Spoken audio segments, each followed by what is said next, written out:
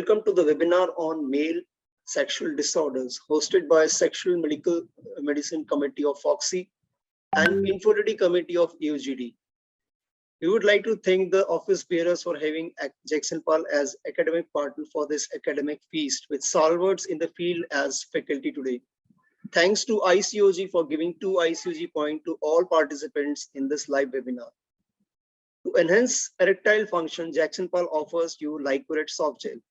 Lycorate as cell protector protects nitric oxide viability, preserves endothelial and mitochondrial structure integrity. Also available Lycorate Preg sachet containing L-arginine, lycopene, and DHA. You also have injection maintain hydroxyprogesterone 250 and 500. We welcome the respected faculty present with us today.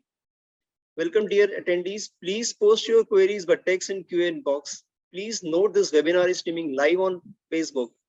The link is being shared in the chat box for further promotion.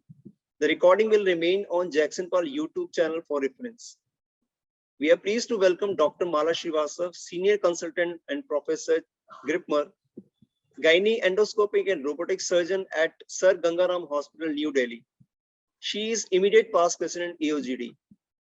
We'll now request Dr. Mala Srivastava to please initiate this webinar. Good evening, everyone. It's my pleasure and privilege to welcome you all on this evening with webinar on male sexual disorder, which we are organizing under the aegis of Sexual Medicine Committee of FOGSI and Infertility Committee of AOGD. At the outset, I must thank the FOGSI office bearers, Dr. Shantha Kumari, who is the president of FOGSI. She has been very dynamic president, and we all are having multiple academic activities under her leadership. I must welcome and thank Dr. Madhuri Patel, who is the Secretary General of FOGSI. She has always encouraged in all the academic activities which we are performing throughout the year. It's my pleasure to also thank Dr. Bipin Pandit, who is the Vice President FOGSI, and with all the office bearers helping and encouraging us for all the academic activities, we are able to conduct these academic activities for the benefit of our delegates. First of all, we would like to play the video of Dr. Shantha Kumari.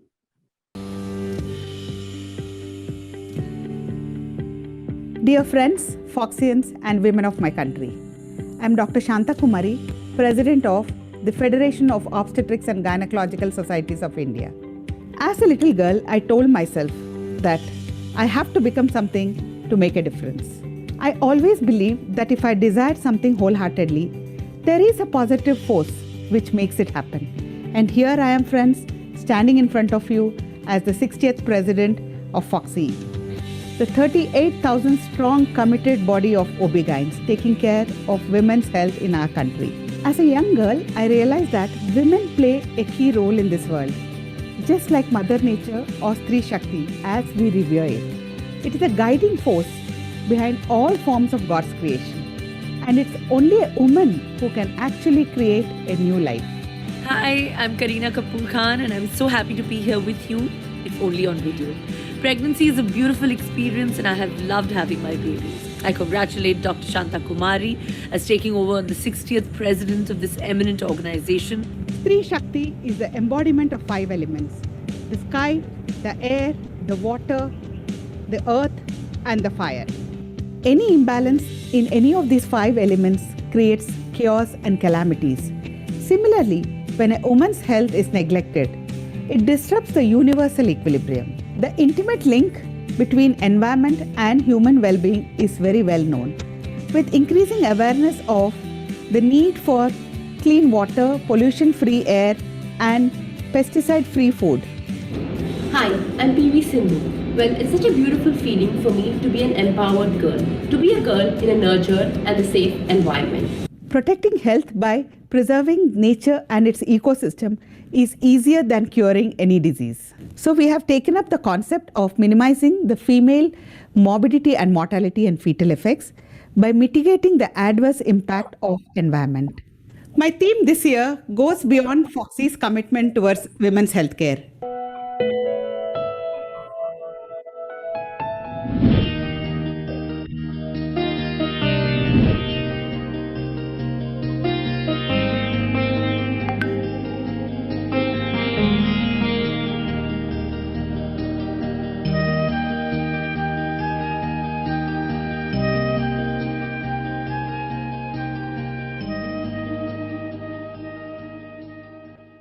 FOGSI for all, always. FOGSI for All is another inspiring campaign. What you do in this organization impacts the lives of all of us women in India. And Dhira to stop violence against women. FOGSI for all, always will strive to make the girl a Sahasi with Swachhata, Samruddhi and Swasthya. To be Surakshit with Shakti to reach her full potential as a woman.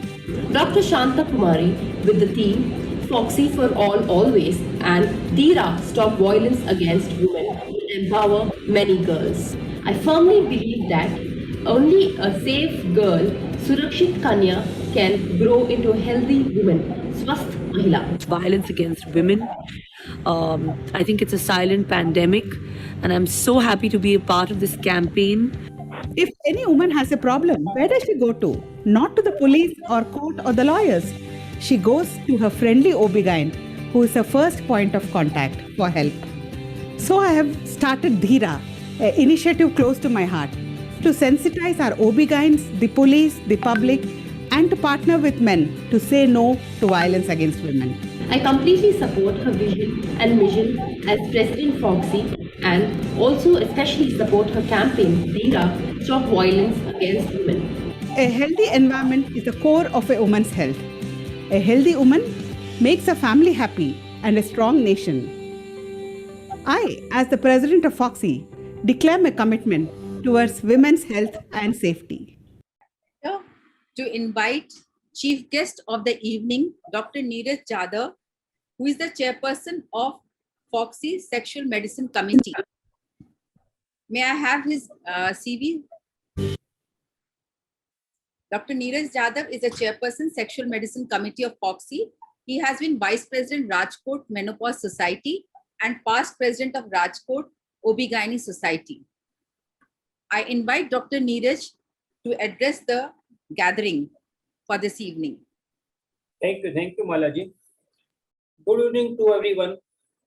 At the outset, I would like to thank Dr. Achla ji, President of AOGD, for helping us to make this webinar possible, because sexual health is a very important and much neglected topic.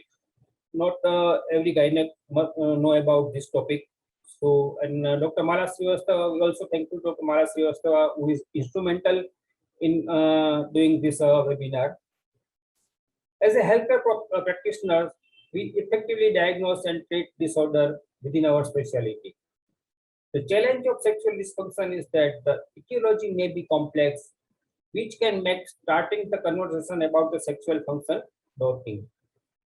However, the American College of Obstetrics and Gynecologists recommends that all obstetricians and gynecologists should be initiating the clinical discussion of sexual function during their routine care visit to identify issues that may require further exploration and discussion. Allowing the patient to speak freely, followed by the empathetic listening and asking pointed, detailed, clarifying questions gives the patient space to express herself. As women's healthcare professionals, we are often only provider who may discuss sexual health concerns. As Dr. Shantha Madam rightly pointed out, women are the first, gynecologists are the first contact point for women. While we may want to tackle all issues related to women's health, appropriate referral to specialists specifically trained in the sexual medicine should not be seen as a clinical failure, but rather as a cornerstone for the improving patient's sexual health. Infertility affects different areas of couples' life. Unsuccessful family planning has a negative impact on individuals' feelings, and many couples describe the period of diagnosis and treatment of infertility as the most stressful period of their life. The ability of reproduction is closely connected with the self-image, self-respect, and sexuality. Sexual intercourse may lose its spontaneity and erotic value because the main aim becomes conception. This may affect the ability for the intimate sexuality and can provoke certain sexual dysfunction. The treatment of infertility dictates the frequency and timing of sexual intercourse. The usual initiate movement become regulated, controlled, and couple often sense that the medical team is symbiotically present during their most intimate time. Problem often occurs due to the emotional impact of diagnosis and forced and dictated sexual relationship as a part of the treatment and management of the infertility problem. Sexual dysfunction can occur in both partners and might provoke problems in every stage of sexual response. Sexual dysfunction can be a reason for infertility as well as it can trigger the infertility. So I am happy that today we are going to learn about both the aspect infertility as well as male sexual dysfunction. And as a gynecologist, it's not like that we should not know about the male sexual dysfunction, because sexual dysfunction is a couple's problem. Male sexual problem can affect the female sexual problem, and female sexual problem can affect the male sexual function. So I welcome once again all of you and have a happy learning. Thank you. Thank you. Over to you, Malaj. Thanks, Dr. Niraj, for your encouraging words. Now it's my pleasure to invite our guest of honor, Dr. Achla Batra, who is the president of AOGD. And she is a very charming lady, and we all are working nicely under her leadership. She has the professor of Obs and Gynae, Department of Obs and Gynae, Safdarjung Hospital, President Narchi Delhi chapter. She had been chairperson Urogynae Committee. She has been chairperson of Rural Health Committee. She has been Cabinet Secretary of AOGD, ex-editor of AOGD, ex-editor of Narchi. She has held so many important positions, and she's been doing so much active work during her president's tenure of AOGD. Over to you, Dr. Achla, for addressing our gathering. Thank you, Mala, for the kind words. And I must put it on record that Dr. Niraj has really taken the crusade. Never has been sexual committee been so active like this year. And it is actually a taboo subject, but very important, especially in cases of infertility also. I have known of couples, married for 8 years. Infertility, obviously, as people see it, but, they never consummated their marriage because they had a problem. They had nowhere to go. I mean, we as gynecologists also, probably if I have to send somebody somewhere, I have to think. Because something we have to be very, very familiar, because we are the first contact of the females who come, and we should know what has to be, though we may not be able to do, but we should know, what can be done, and they can be referred. So I think this crusade by Dr. Niraj Jadav is really appreciable. And this program, which has been designed by Mala and Kavita, is really good, starting from nutrition to medical and surgical condition. And then to explain everything, a panel discussion.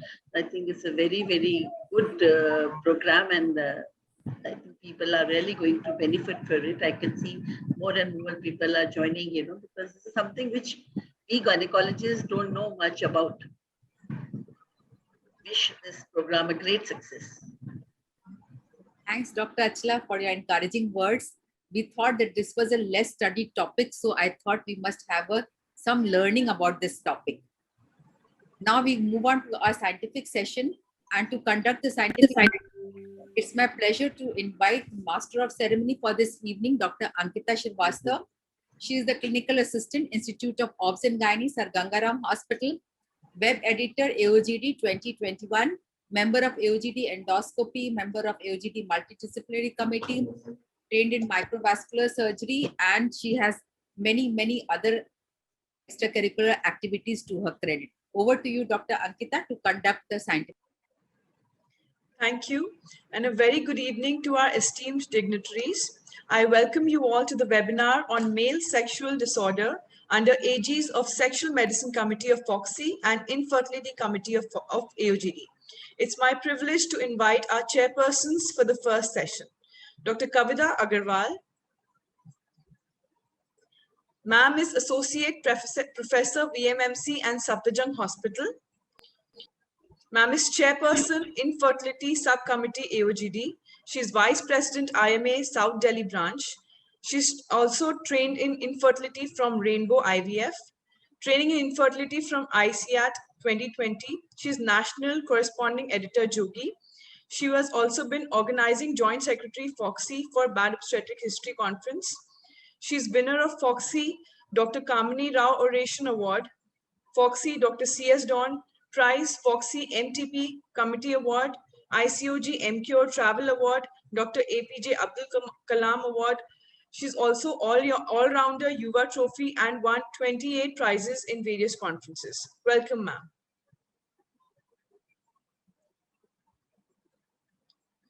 I also invite Dr. Shashi Lata Kabra, ma'am. Ma'am is NB faculty and resource person. She's recipient of Wonder FOGSI Award 2019, recipient of APJ Abdul Kalam Appreciation Award 2020, IMA WDW Karamveer Award 2021, IMA Appreciation Award 2018, Champions Award Obstetric Critical Care 2021. She's also Chairperson Multidisciplinary Committee at AOGD 2020 to 2022.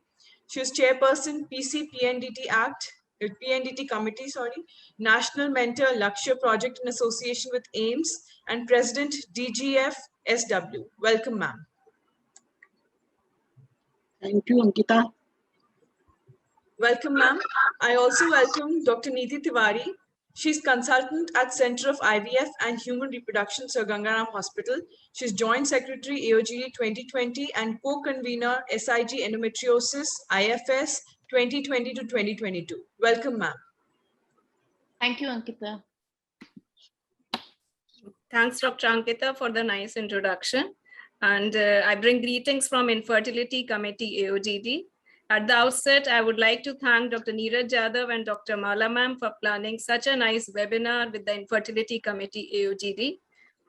Can I have Dr. Mala's ma'am CV? It's an honor for me to introduce Dr. Mala Srivastava, Senior Consultant and Professor at Gynae Endoscopic and Robotic Surgeon at Sir Gangaram Hospital.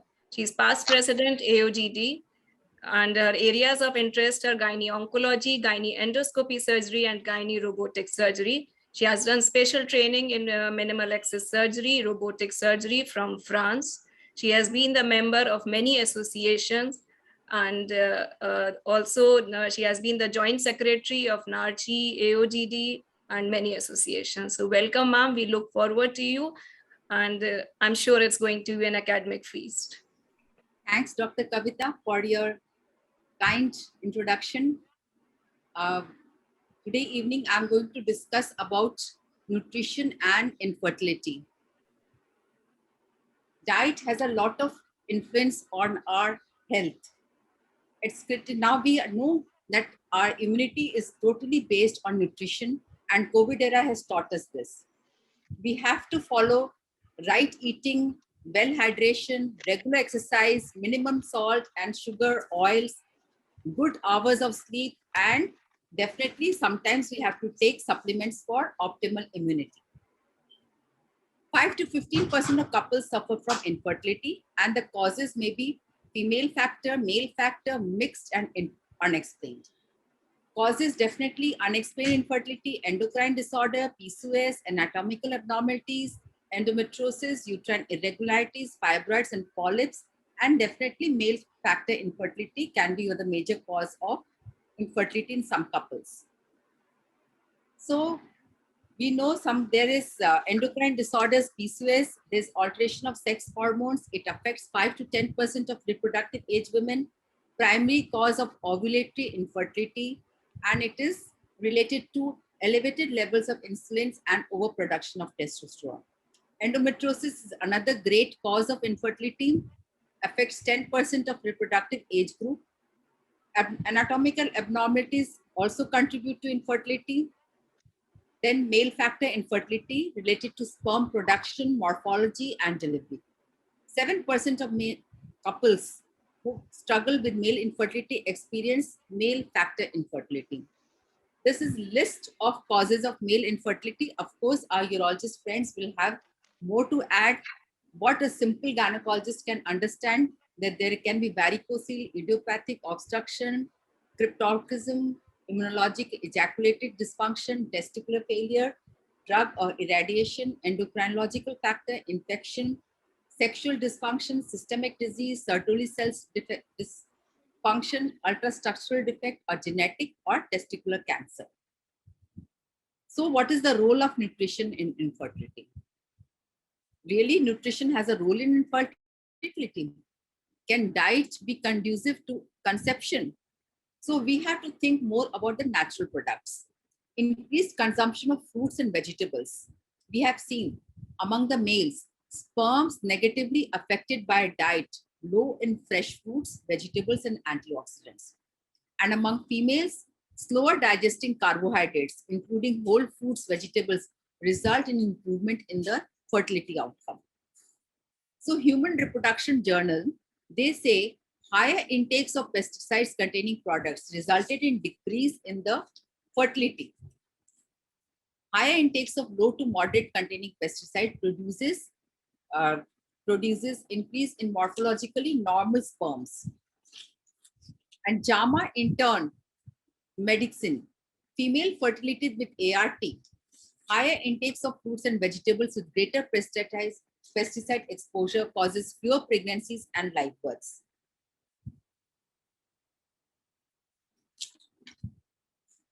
So PCOS, endometriosis. PCOS recommendation is that go organic if possible. Due to the imbalance in sex hormones, we have to go towards organic products to reduce exposure to environmental contaminants that may further disrupt ovulation.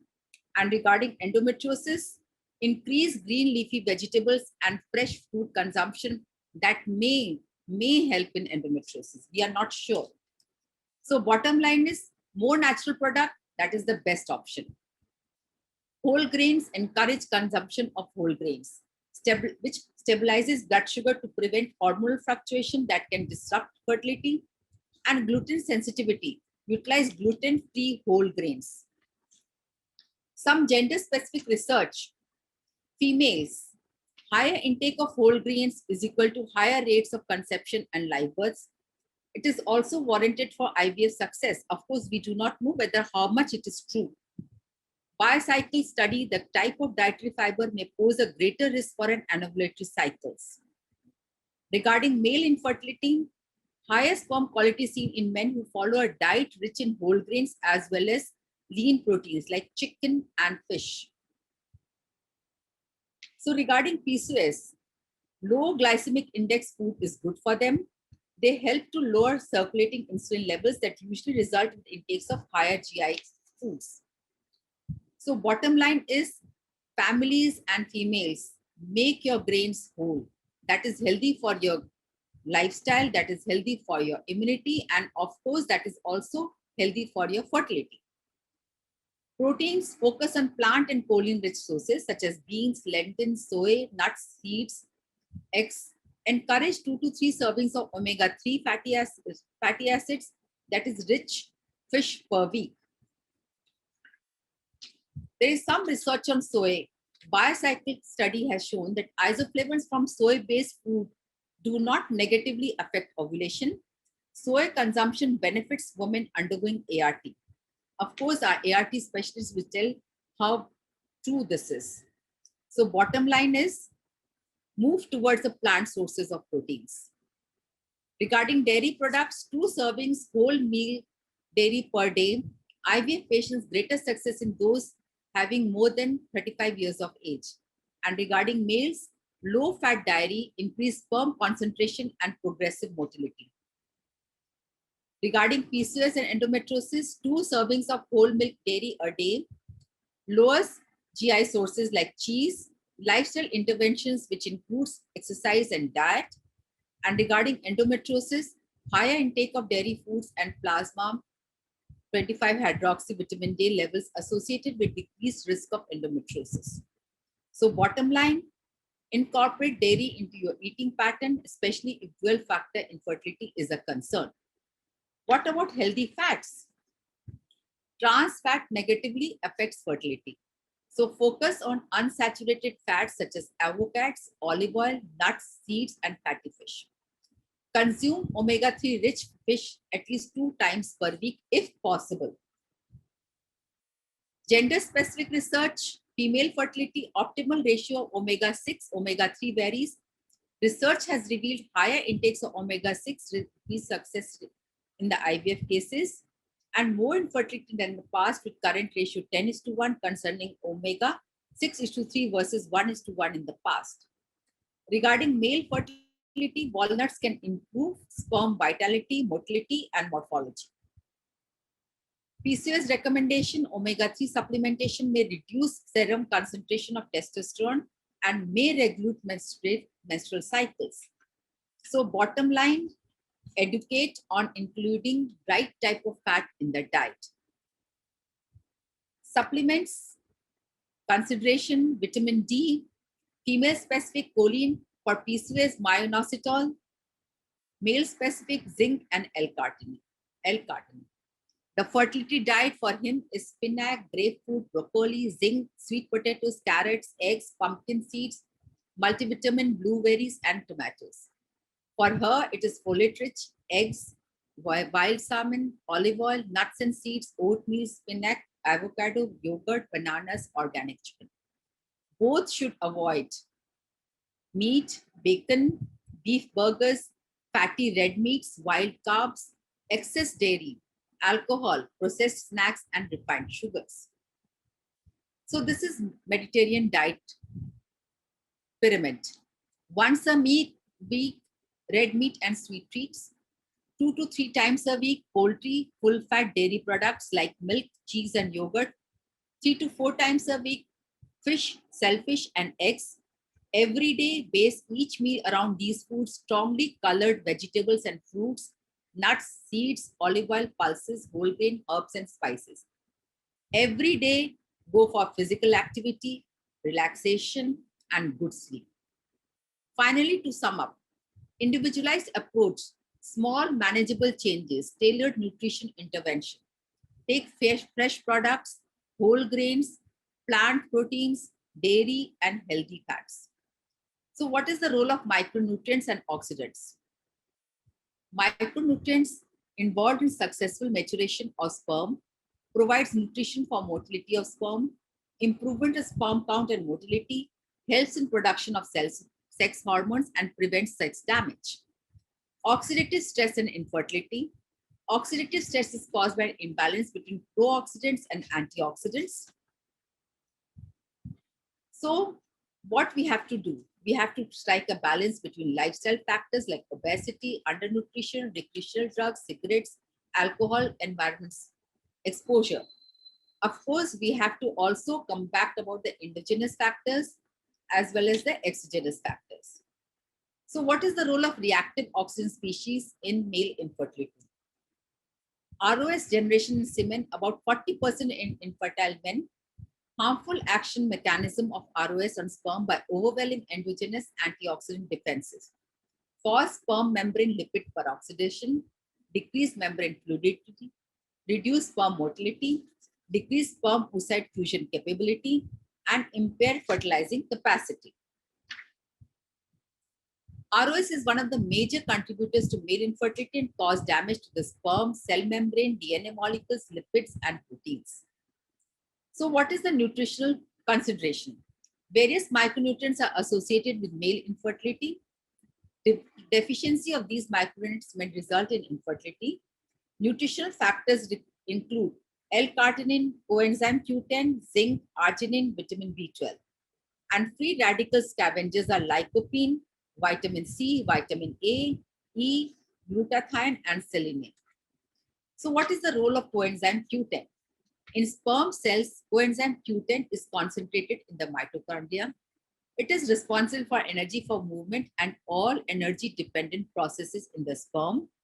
Reduction in levels of CoQ10 is observed in sperm cells and seminal plasma of idiopathic and varicocele associated asthenozoospermia patients. It is observed that sperm cells characterized by low motility and abnormal morphology have low levels of CoQ10. What about L-carnitine? The main function of L-carnitine in the epididymis is to provide an energetic substrate for spermatozoa, may be involved in the successful maturation of sperm. L-carnitine is necessary for transport of fatty acids into the mitochondria to produce energy. The level of free L-carnitine in the semen has positive correlation with sperm concentration, sperm motility, and vitality of sperm cells.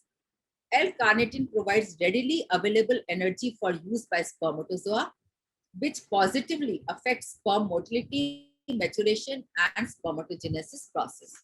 What about lycopene? Lycopene possesses superior ability in comparison to other carotenoids. It has the ability to quench singlet oxygen and prevent oxidative damage.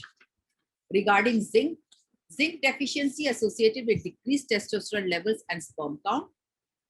They are generally lower in infertile women, men with diminished sperm count.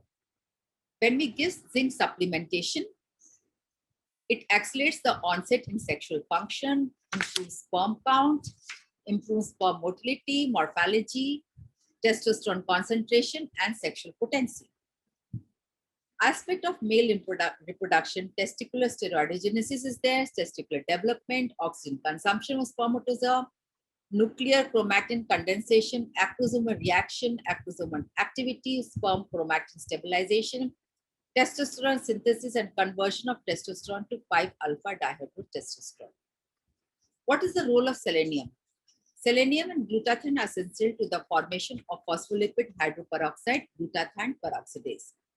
Deficiency of selenium can lead to instability of the midpiece, resulting in defective motility.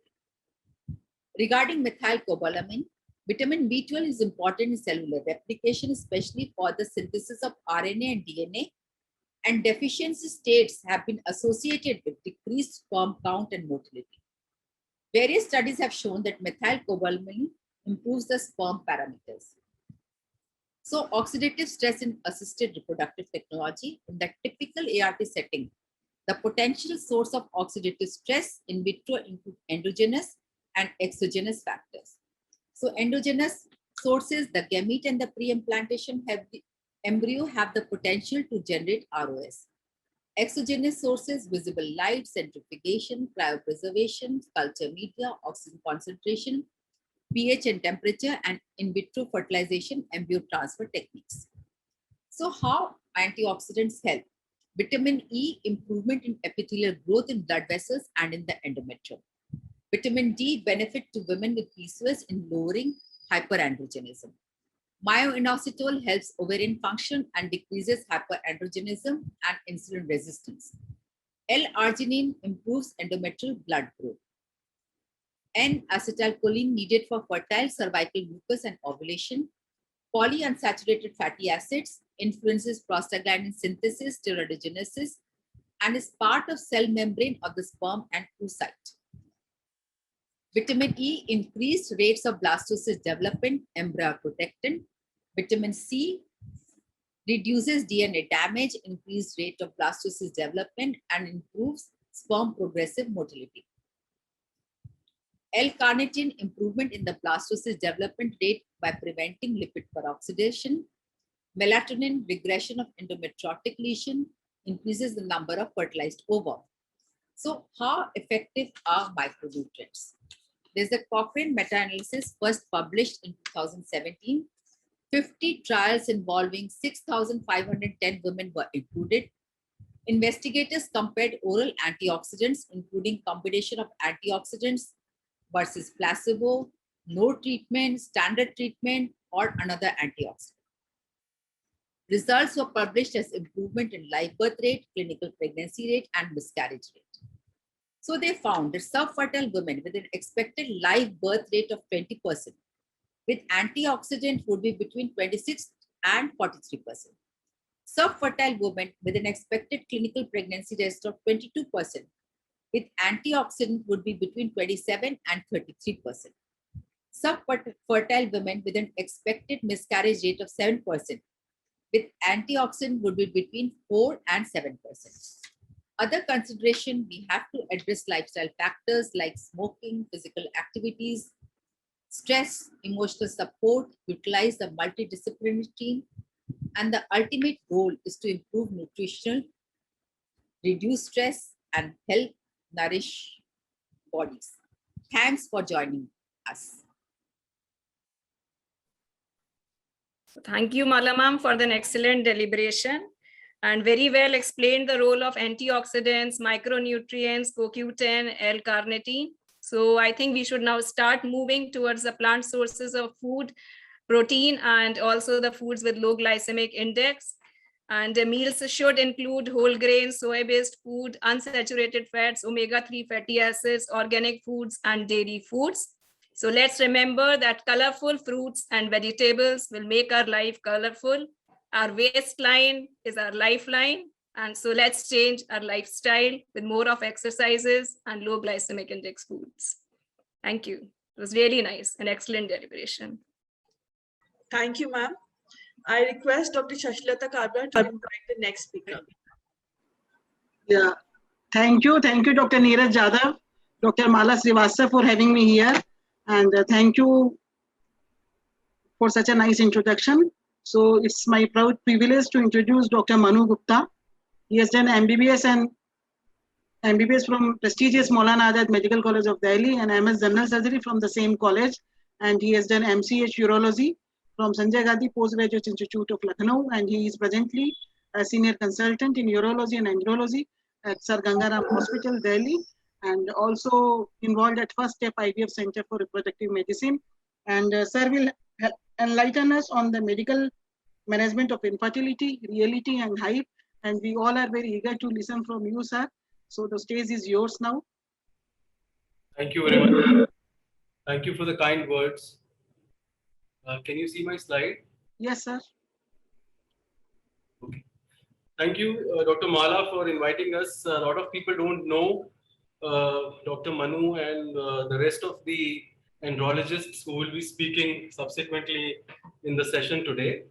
Now, the session has been divided into two parts. The first part is the management of infertility, and the panel discussion will be on the male sexual problems. So I will be speaking about a topic which is very close to our hearts as andrologists. The topic that was given to me was medical management of male infertility. In brackets, it was written reality or hype.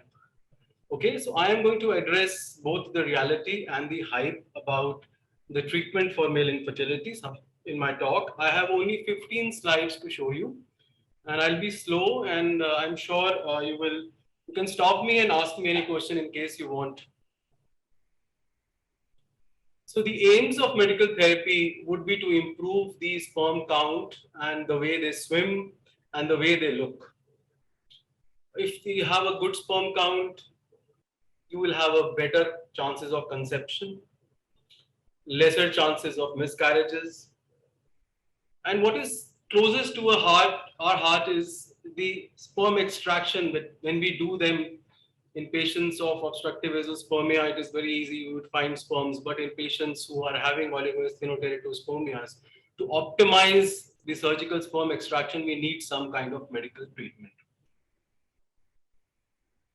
I have divided the medical therapy into specific medical therapy and non-specific or empirical therapy. You always remember this slide. Specific is when we can actually make a difference in a subfertile or an infertile individual. And non-specific is like in India, as we write ATT, we would give a lot of medicines to improve the sperm parameters. So this is a reality. We do treat hypogonadotropic hypogonadism with some medicines. I can tell you that if you sit in our male sexual clinics or in our urology OPDs, a majority of people are going to gyms these days. These gymnasium people are having a lot of anabolic steroids with a rebound effect on their hormones and decreased libido, decreased sperm count. So a lot of problems we can see. Hyperprolactinemia can be treated, although it is very rare. In my 12 years of practice at Gangaram, I have seen only 2 patients whom we have treated. Retrograde ejaculation is another common thing that we see, and that can be treated with some simple medicines to optimize the sperm extraction in them. Genital tract infections and chronic epididymoarthritis are extremely common if we examine our patients, and even when people are taking their patients up for IVF and they get a semen culture, I can assure you a lot of men do have bacteria in their semen, which is hampering the results of the IVF and the ICSI procedures. And the last word that I've written is obesity. I think it is a bigger pandemic than COVID pertaining to male infertility. And a lot of people their hormones are going haywire, they are getting erectile dysfunction because of obesity. So this is a perfectly treatable condition, although it takes time and patience. Now, hypogonadotropic hypogonadism is treated with gonadotropins. As gynecologists, you are more aware of these drugs and you give them more frequently than us andrologists, but they can induce spermatogenesis in a lot of men who are treated. What they do is to increase the the testosterone levels in the testes, which is very important for spermatogenesis, and also increase the testicular volume in some patients. Usually we start with HSD and then lead on to HMG or the recombinant gonadotropins that are available in the market. And we have seen that excellent results when we extract when we do a testicular biopsy or a TISA, we definitely find sperms in these patients. The pregnancy rate varies in different studies from 38 to 51%. Some of the patients who have a history of undescended testes or very small testicles and are obese, it is not easy to treat them. They don't do very well. One should always remember that these drugs are given for a long period of time and patients do present with gynecomastia and weight gain. The drawback of this is that the cost involved with treating with gonadotropins, especially the recombinant ones, is very high. And the gentleman has to have a lot of patience. The couple has to wait for 6 months to 1 year to see any productive result. I've made this chart, and this table is showing the substances that we are commonly using. The most commonly used is HCG. It is given subcutaneous. Usually the patient will take it himself or his wife injects it subcutaneously twice a week. As I told you, it increases the testicular testosterone. The therapy goes on for at least a year in our practice, and the results, as I mentioned, are good. Now, the cost involved can be very varying depending upon the brand that is used, but it can go up to 3,000 a month. So if you are looking at 6 months therapy, then it is roughly 20,000 rupees. Similarly, the cost of therapy goes up as you go from HSD to HMD to the recombinant FSH, which is freely available now. So it is an expensive treatment, and sometimes people don't. And when couples present at an elderly age group, we don't go through that. We just push them for IVF or FOGSI, depending upon their status and the social parameters that they have and the kind of anxiety they have. But still, it is a very treatable condition.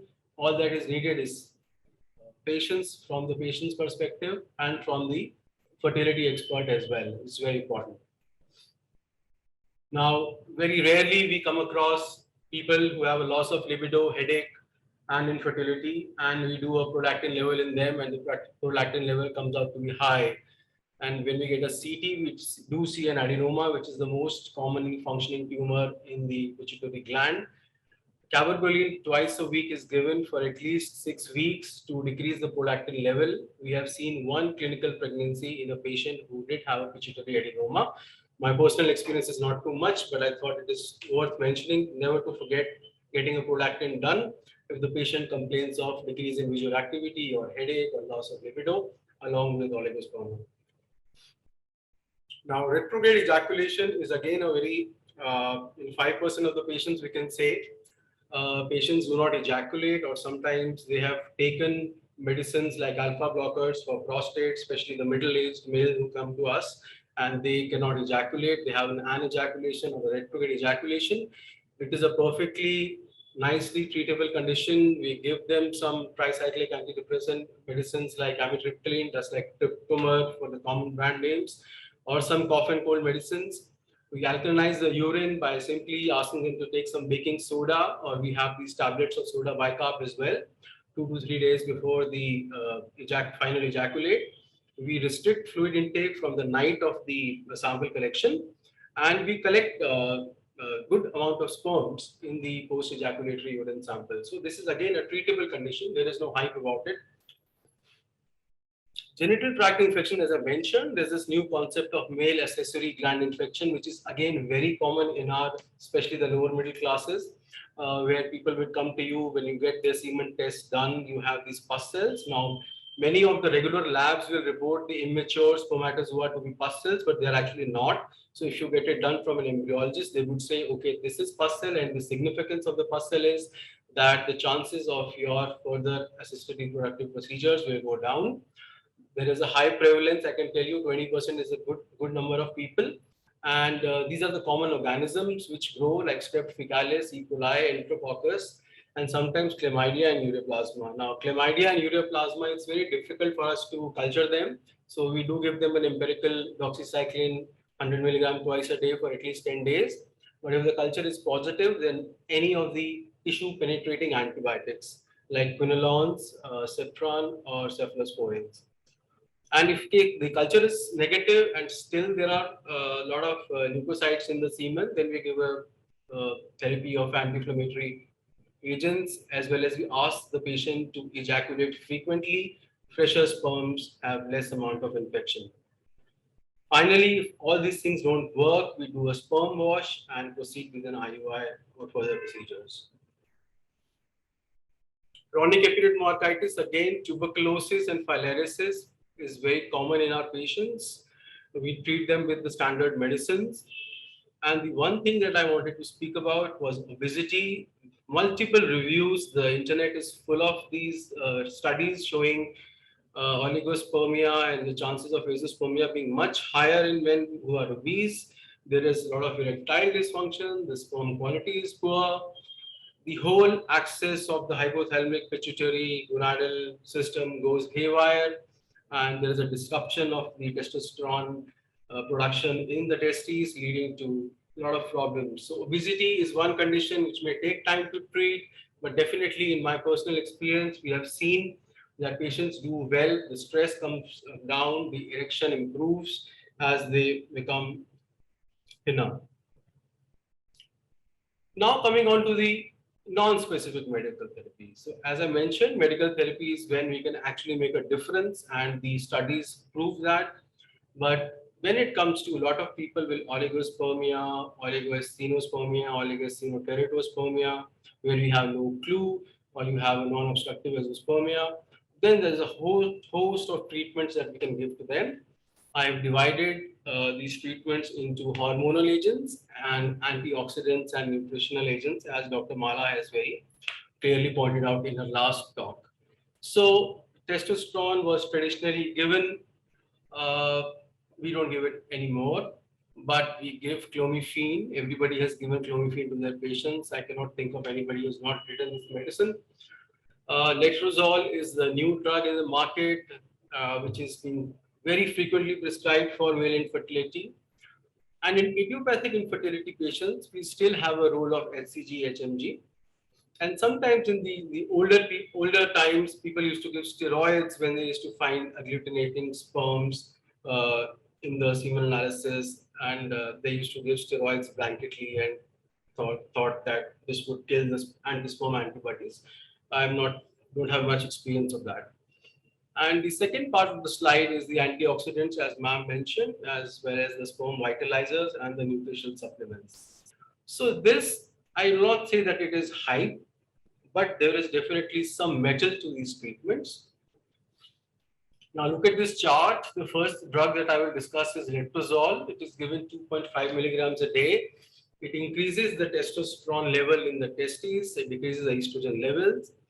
And usually it is given when the testosterone estrogen ratio is less than 10. So in a patient of male infertility, the test that I get done for them is an FSH, an LH, a testosterone, and an estradiol, the E2 level. And I see the ratio, if it is less than 10, which is usually found in obese men, then that is a person who is a candidate for letrozole. Always remember to give treatment for more than 3 months, because the sperm itself takes 74 to 81 days, like 3 months to prepare. So if you give treatment for 3 months and then start thinking of doing something, then it may not sustain. So always treat for 6 months for any of these treatments. The studies that I've gone through, there's a rough index where they say 20% more pregnancy in these patients. Letrozole is cheap, and the cost is not very high, and the current status, I've picked it so that you can give this to very selected patients, and definitely you will see some results. The other thing are the estrogen modulators like clomiphene and tamoxifen. Now, before the advent of letrozole and before the advent of many things in the treatment of infertility, this was the most commonly prescribed drug. And it is still given in idiopathic cases and oligospermias. Again, the effect will be from 6 months onwards. The dosage of clomiphene is from 25 to 50 milligrams per day. Some people used to give a small window after every 25 days of therapy, which is not really required. And definitely the pregnancy rates improve in some subjects. It is more than the normal control subject. So you can say 15 to 20% more chances of having a pregnancy. Again, the drug is cheap. And I would pick it so that it does have a role. Now, hype is too much of a word, but definitely if you have nothing in hand to give, this is a drug which can be given. At the same time, the patient can be worked up for an ART procedure. Antioxidants, ma'am has said, and because if you were carefully listening to what Dr. Mala was saying, her slides mentioned that the studies which were done to understand the antioxidants were the papers that they were written on the slides were belonging back to 1986. So it's been like 25, 30 years and still the research for antioxidants is going on. So I think it is your call. If you give lycopene or vitamin E in isolation, then the cost is not very high. But if you go for these big combinations that these companies make, then it can come to 3,000 rupees a month, it is 100 rupees a day, which is very expensive for people from the strata who cannot afford, and somebody who's earning 25,000 rupees a month cannot afford this combination of lycopene, vitamin E, whatever, carnitine, CoQ. So be very careful. So in prescribing these, and try to find drugs which are cheaper, and try to find vegetables or milk or whatever food that is there rich in these things like tomatoes. Those would do better service to the patient than buying such expensive medicines. And the Cochrane review, like we are all fond of Cochrane. Now, Cochrane is actually just an organization in England, you know. But whenever what they say is that is like sacrosanct for us now, that is like our Quran. But anyway, I went through the review, and for the male infertility, they came out in March 2019. So they compared a lot of studies, a lot of men, and this is what they say. They say that antioxidant supplementation may improve live birth, may improve clinical pregnancy. So it is your call in case you feel that in your particular practice and you have been following up these patients and you are giving antioxidants and they are improving, then go ahead and give them. But again, at the end of any review, this is what they say. Further larger RCTs reporting on pregnancy are required. So really they don't know, and it's been 35, 40 years where we have been writing these medicines. But it's your call. In case you feel your patients are doing well, you can start and support your patients with them. So there is no take-home message from my side because majority of us are sitting at home. So these are sitting at home messages for you. Give the patients a clear roadmap of therapy. Individualized treatment, like there's an obese person with a testosterone estrogen ratio which is not normal, give him letrozole. If there is somebody who cannot afford a medicine, don't give them medicine. Treat for at least 3 months and then continue for 6 months to 9 months to incorporate the sperm cycle, as I mentioned. Counsel about the realistic expectations. Look at the age of the couple, look at their social status, look at their recent failures of IU or IVF, and then only treat them. And do not waste time and money over medical therapy if circumstances call for ART. This is a very important thing in case you have the know-how and if you have people around you who are good in ART, then there is no point in waiting for people who really don't have a chance of improving their sperms from, let's say, 5 million to 15 million or 20 million. A big thank you to Dr. Mala and AOGD for having us here and giving us this opportunity to showcase the younger talent which is working towards male sexual dysfunction and male infertility. My introductory slide was not there for a long time in the group. This is the slide. This is me. I'm a Delhi boy and working with Dr. Mara, and Dr. Jindal is here. We were his students in Maulana Azad, and I'm a colleague of Dr. Mara and Dr. Shweta and Niti, and a teacher of Dr. Mrinal, Vikram and Raman who are about to come. And I'm a friend to all. Thank you very much. Thank you, Dr. Manu. It was an excellent presentation, and your slides were very beautiful, and each slide had a crystal clear message. And I liked it. It was just according to Indian perspective and Indian practice scenarios. You have covered both the specific and non-specific therapies very well, and especially like tuberculosis, filariasis, chronic epidemiorchitis are very common in our country. And of course, obesity has become, now gradually becoming an increasing problem, which you have addressed, and very well covered the treatment with the SCG, human gonadotrophin, and recombinant FSH. And sir, you also pointed out that cabergoline for the treatment of hyperprolactinemia. And one thing I liked very much, your concept of MAGI, male accessory gland infection. That's a new term for me. Only I came to know about this today only. And last but not the least, we have given a crystal clear message that at least 3 months therapy is very important. And yes, it was an excellent presentation, sir. Thank you, ma'am. Thank you very much. Thank you, ma'am. I request Dr. Niti Tiwari to now invite Dr. Raman Tanwar. Good evening, everyone. First of all, I would like to congratulate Dr. Mala and Dr. Kavita for taking up this very important topic for webinar, male sexual health. And we are now going to discuss a very important topic, which is when to operate and what to expect if we operate varicocele in male infertility. And to speak on this, we have a very young surgeon here, Dr. Raman Tanwar. He is a MS MCH Urology Gold Medalist, Fellowship in Andrology and British Medical Association awarded author, and scholar, International Society of Sexual Medicine. So actually the right person to, educate on this. He has a fellowship by European Association of Urology, expert panelist by Urological Society of India, and web editor of Urological Society of India. He's member of Andrology Subcommittee USI and Secretary General Men's Health Society of India. And he's the Chief Urologist, Eurocenter chain of urology centers, which is called Eurocenter. And he's on editorial board of 5 journals and over 100 publications and presentations.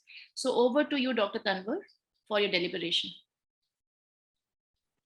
Thank you, ma'am, for the very kind introduction. And thank you, Dr. Mala. Thank you, Dr. Manu, for having me on board. It's good to see you. I think we've already exceeded the time which was for the talks. So I will do a favor to everyone and we'll keep the talk very, very practical. So we will basically be talking about the practical aspects of varicocele.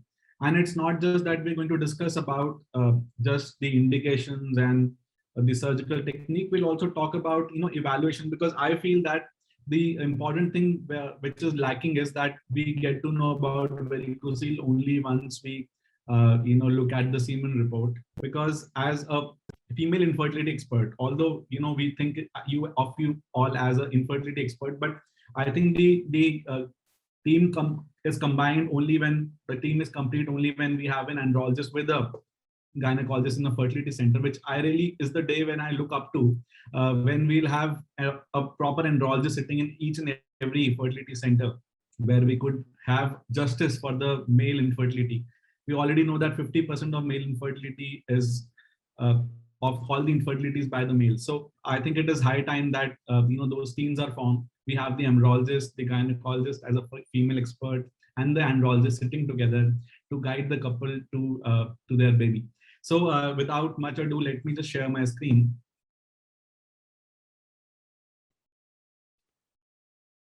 So I hope that you can see my slides, and I'll just put it on the presentation mode. So I hope my slides are visible and I'm clearly audible. Yes. Okay. So basically, the overview of course, this talk is that we're going to be talking about the anatomy, some basic anatomy, not too much in detail. Then how to clinically evaluate, and then the surgical approaches to varicocele, and then the indications to doing a varicocelectomy, which is the crux of the talk, practical aspects. And also maybe dwell upon certain important issues around varicocele like failure. So let's talk about the anatomical nuances first. So see, basically we have to understand that varicocele is something which we don't know the exact cause for. Now there are various hypotheses around it, and whenever we know that there are a lot of reasons behind something, then it just clearly means that we don't know the right reason. That's why there are so many theories around it.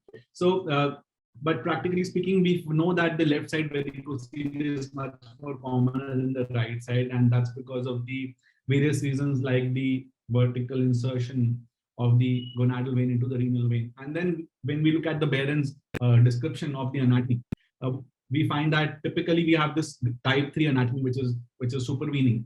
So there's basically a main vein, which is the gonadal vein, and then we have some sort of an accessory gonadal vein in many of these cases.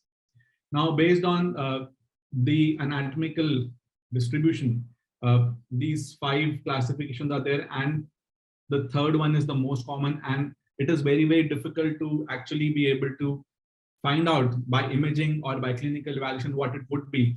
And that's why, when we talk of varicocele, one thing that every surgeon is afraid of is a recurrence of the varicocele. So if we look at what veins are exactly involved in varicocele, I think that can help us reduce that fear. So we find that there is a internal spermatic vein, which is dividing as we go down more and more. So, and when we do the gold standard procedure, which we will talk about, which is the subinguinal microscopic repair, here the veins have already divided into, say, about 10 to 12 from that one single gonadal vein. And we know that the veins which are causing an impact in varicocele, whether it be the sperm defect, whether it be the hypertrophy of the testis, whether it be the pain, those are the internal spermatic veins, the ones which are within the fascia around the artery of the testis and just next to the vas deferens. So these are the veins which are basically going to be making an impact. But there are other veins, like we have the external spermatic veins, which supply a part of the testis. They supply the scrotal skin, they supply the gubernacular veins. So there's a plexus going on. So sometimes what happens is when we don't ligate all the internal spermatic veins, then the external spermatic veins, they form new anastomosis with parts of those internal spermatic veins, forming new structures and leading to recurrence of varicocele. So this kind of diagram is very, very important. So there are certain people who are so afraid of doing a varicocele that they would take the entire testis out, they would tie these gubernacular veins as well, they would tie the entire cremasteric muscle, they would tie the external spermatic veins as well. But what I just want to talk about, and because it's a practical talk, is that we don't really need to work on the external spermatic and gubernacular just because the patient may come to us with a report that there is a recurrence of varicocele.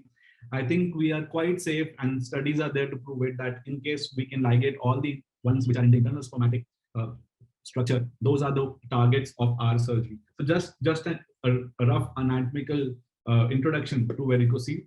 Now, basically, once the patient comes to me with a varicocele, how do I practically evaluate this patient is by doing an examination. So that's a key factor why the infertility team has to be a team. It cannot be an infertility expert.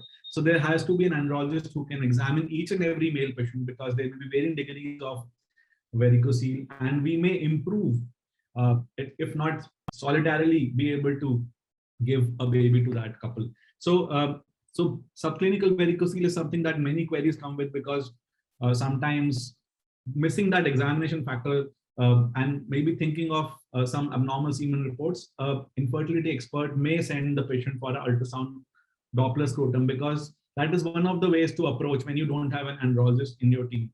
And then you may find a subclinical varicocele, which will just increase the problem of the couple. So this is, again, I'm emphasizing it's a practical talk, so I'll be talking about practical problems. Now the patient will be confused whether this is causing an impact and leading to the improper sperm parameters, which probably an embryologist has seen with a lot of you can say over enthusiasm, and they've made the morphology as 3%, and it's not that typical 4% that you need. And then you will also, to team him up, you will have a subclinical varicocele as well. That is going to confuse the situation.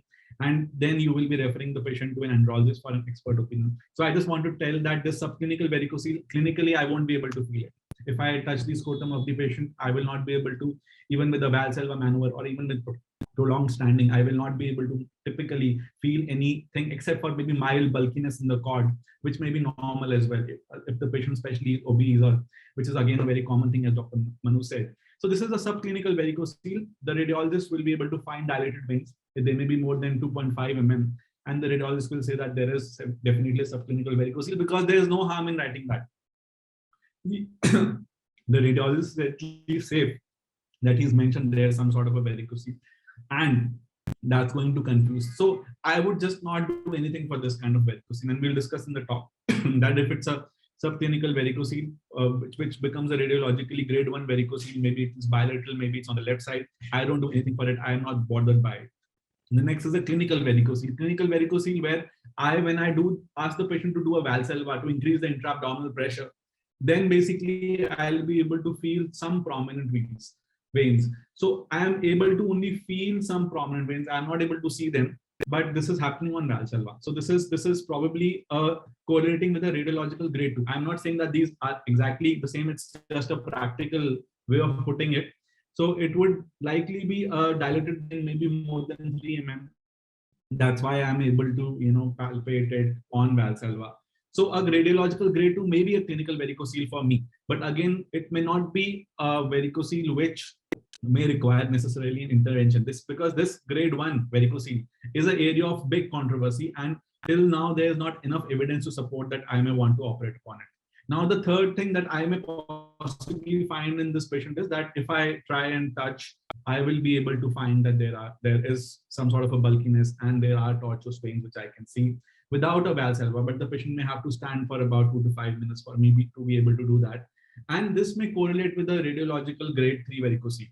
So, so typically, if I have to just, on a friendly note, tell an infertility expert about what to do, and they send me on WhatsApp maybe a ultrasound picture, then this is the impression that I might make that, if it's grade 3, then I must be able to palpate it most likely.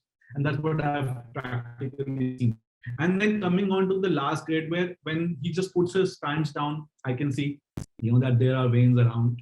And I know that definitely this patient may need an intervention if an infertility expert has sent that patient to me. So this is the importance of a practical grading. And of course, these are there are a lot of gradings like the ones I've mentioned, but there's no end to it. This is something that I practically follow. Now, what are the problems which can arise because of this kind of a varicocele, specifically if it's a little high grade varicocele like a grade 2 or a 3 varicocele? So it may either be just asymptomatic for the patient. So the patient may come to me, doctor, I have a medical exam, maybe army exam, maybe I'm going to be a pilot, so I want this to be taken care of before, so that it's not detected on the medical. So that's when I might want to operate on this patient. This is an asymptomatic varicocele. It's not causing any symptoms. The patient is hale and hearty. The second is infertility. Now, this is the indication where I have also, if you have seen, subclassified, because this is the focus of today. So infertility here, basically, it can cause a problem with motility, which is the most common abnormality which is typically seen. It can cause a problem with the morphology. And lastly, it may affect the numbers as well. Typically, there is also a study which says that the motility would be affected by a varicocele which has been there for 2 to 5 years. The morphology may be affected if it's longer than that. And numbers are typically affected with varicoceles which have been propagating, simmering for over a decade. So this is just an interesting fact around it. Then these varicoceles can cause a pain. And typically it's a dull aching pain. If it's not a dull aching pain, if the patient says it's a severe pain, then this pain is not because of varicocele. And I can vouch for that. And then lastly, there can be some reduction in the testicular size, and then there can be hypogonadism. We'll work around these. But once I've figured out that this is a varicocele requiring a surgery, I just want everybody to know the options that are available for the patient. Maybe you can help in counseling those patients and helping them choose the best options. So basically, we can start with some sort of an embolization where we can do a percutaneous occlusion. It can be a retrograde one, it can be antegrade one. Again, I would say that this is a good process for people who have very low grade varicocele, but it is not as effective as a surgical treatment because the rate of recurrences are very high when we look at the latest meta-analysis. Then if we look at a surgical repair, we can have a laparoscopic repair. So specifically very chosen one for from surgeon's point of view, because urologists mostly are not doing laparoscopic anymore. They are usually doing a subinguinal. So laparoscopic takes care of both the sides in one go, in one set of incisions. But then again, as we know that the complication rates are still high, so they are 8 to 10%. And there's a moderate risk of arterial injury, as we can see. So we can compromise the vascularity of the testis. Then we have open surgery. So we can be a Pamolo's approach, the retroperitoneal, it could be an inguinal approach, Ivanosevics approach, and it could be a subinguinal approach, the one which is suggested by Holstein and Mahamar. So basically, again, these approaches, whether if they're open and they're inguinal, they have again a high risk of complications from 5 to 30%. So the complications being hydrocele, recurrence, lymphatic injury, arterial injury, recurrence, persistence. So the procedure of choice for all of the andrologists in today's world across the globe is, of course, microscopic surgical varicocelectomy or surgical varicocele repair through a microscope. Now here we see that the risk of any complication, they are very, very less. Typically recurrences are about 1 to 3%. So the worst article says 3%, the best article says less than 1%. So this is a good figure to chase. And it can be done under local anesthesia, as I will demonstrate probably. So if we compare all these interventions, the laparoscopic has the advantage of, you can say, fewer veins, because we saw in the anatomical part that initially the vein was 1 and then it split into 15 veins as we went down. So when we are doing it high up, we just have to ligate 1 vein or maybe 2. And the testicular artery and lymphatics are better visualized when the veins are not there to crowd the situation. But still the injury chances are higher. The disadvantage is that the recurrence is higher because the collaterals, but they probably somehow do complicate the situation in this kind of an approach. Then we have the inguinal technique. So in inguinal technique, the advantage again is that there are fewer veins, but it's a long cut. So the disadvantage is that we have external spermatic and cremasteric veins, which are not separately identified. And these can cause more complications and more pain in the post-operative period. Then we have the subinguinal approach. In the subinguinal approach, basically what we're doing is we're not cutting any muscle. So that's the biggest advantage. But again, we are ligating a lot of veins in, but the complication rates are going to be the lowest. Then lastly, we have embolization, which does not require an incision, but it has its unique risks because we are entering through the vascular system. And of course, the chances of recurrence are very, very high. So typically, what do you need to perform a varicocele repair? So you need an operating microscope like Dr. Manu has. You need a microvascular Doppler preferably, because I see a clear advantage of using this to identify the testicular artery. We can see that we're using this Doppler probe right now to identify the testicular artery and safely keep it away, just like we are safely keeping the vas away and the lymphatics away. Or you need a vision console for the assistant. So either it could be a cystoscope or it could be a camera attached, and there could be a screen through which the assistant can help you. This is the kind of armamentarium you need. And I also use the NSV equipments and no scalpel vasectomy equipments to, as my microsurgery instruments to achieve some finesse in this surgery. So I would now like to take you to basically a demonstration of how this procedure is being done in a very brief manner, of course, without wasting much of the audience's time.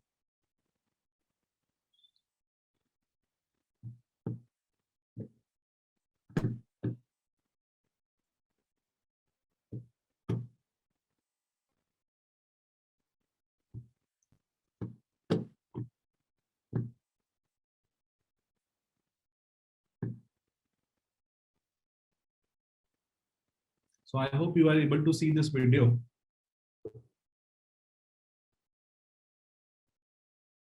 So basically here, what we're going to do is first, I'm just going to run through the video. So there's a very small incision. It's less than the diameter of my little finger. And subsequently, what we're going to do is we're going to expose the entire cord. We're going to dissect the spermatic fascia, as you can see. And with the bipolar forceps, we're going to just simply make it as avascular as we can. So the next thing we're going to do is this. So we have entered we've already opened the cremasteric fascia. So these veins are the ones which are probably the internal spermatic veins, which we are seeing right now. And we're going to identify each one of them, and we're going to individually ligate these veins, as you can see. So some people use clips. I don't typically like clips because I don't like leaving something in somebody, and these can sometimes cause pain. So I use a silk. It degrades in 2 years by the time the vein usually gets thrombosed.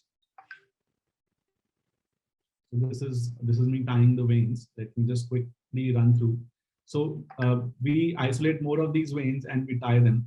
And eventually what we do is that we identify the artery. So these are the veins being tied. So you can see that there are a lot of veins actually that we have to deal with. And this is me finding the artery with the intraoperative Doppler probe, as you can see.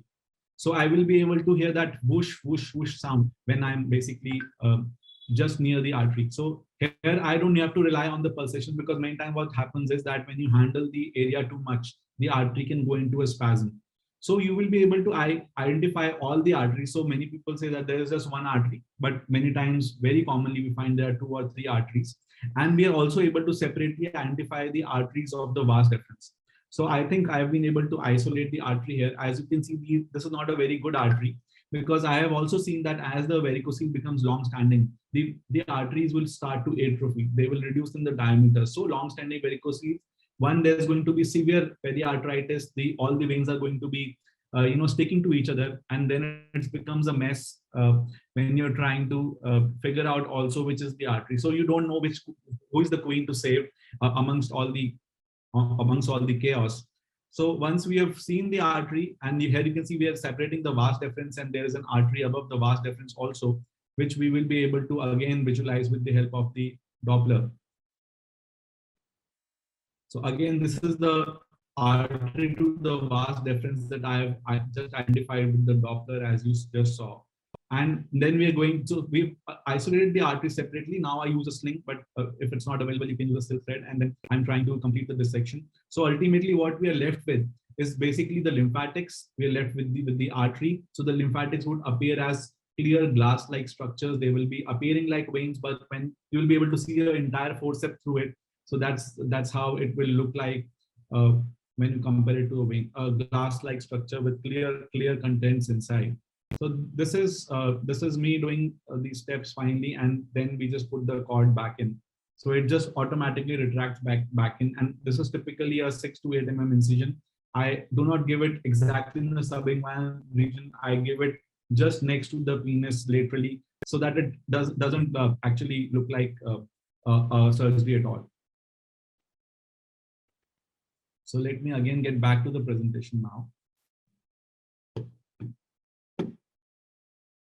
So with a brief overview of how the surgery is done, now let me come to the guidelines, which we have created for urologists, andrologists, and of course our infertility expert friends are most welcome to browse through them. They will be published in the Indian Journal of Urology soon, so I'm sure they will be available to larger masses soon. But this is a summary, a very practical summary of how to deal with the adult male with clinical varicocele and subfertility.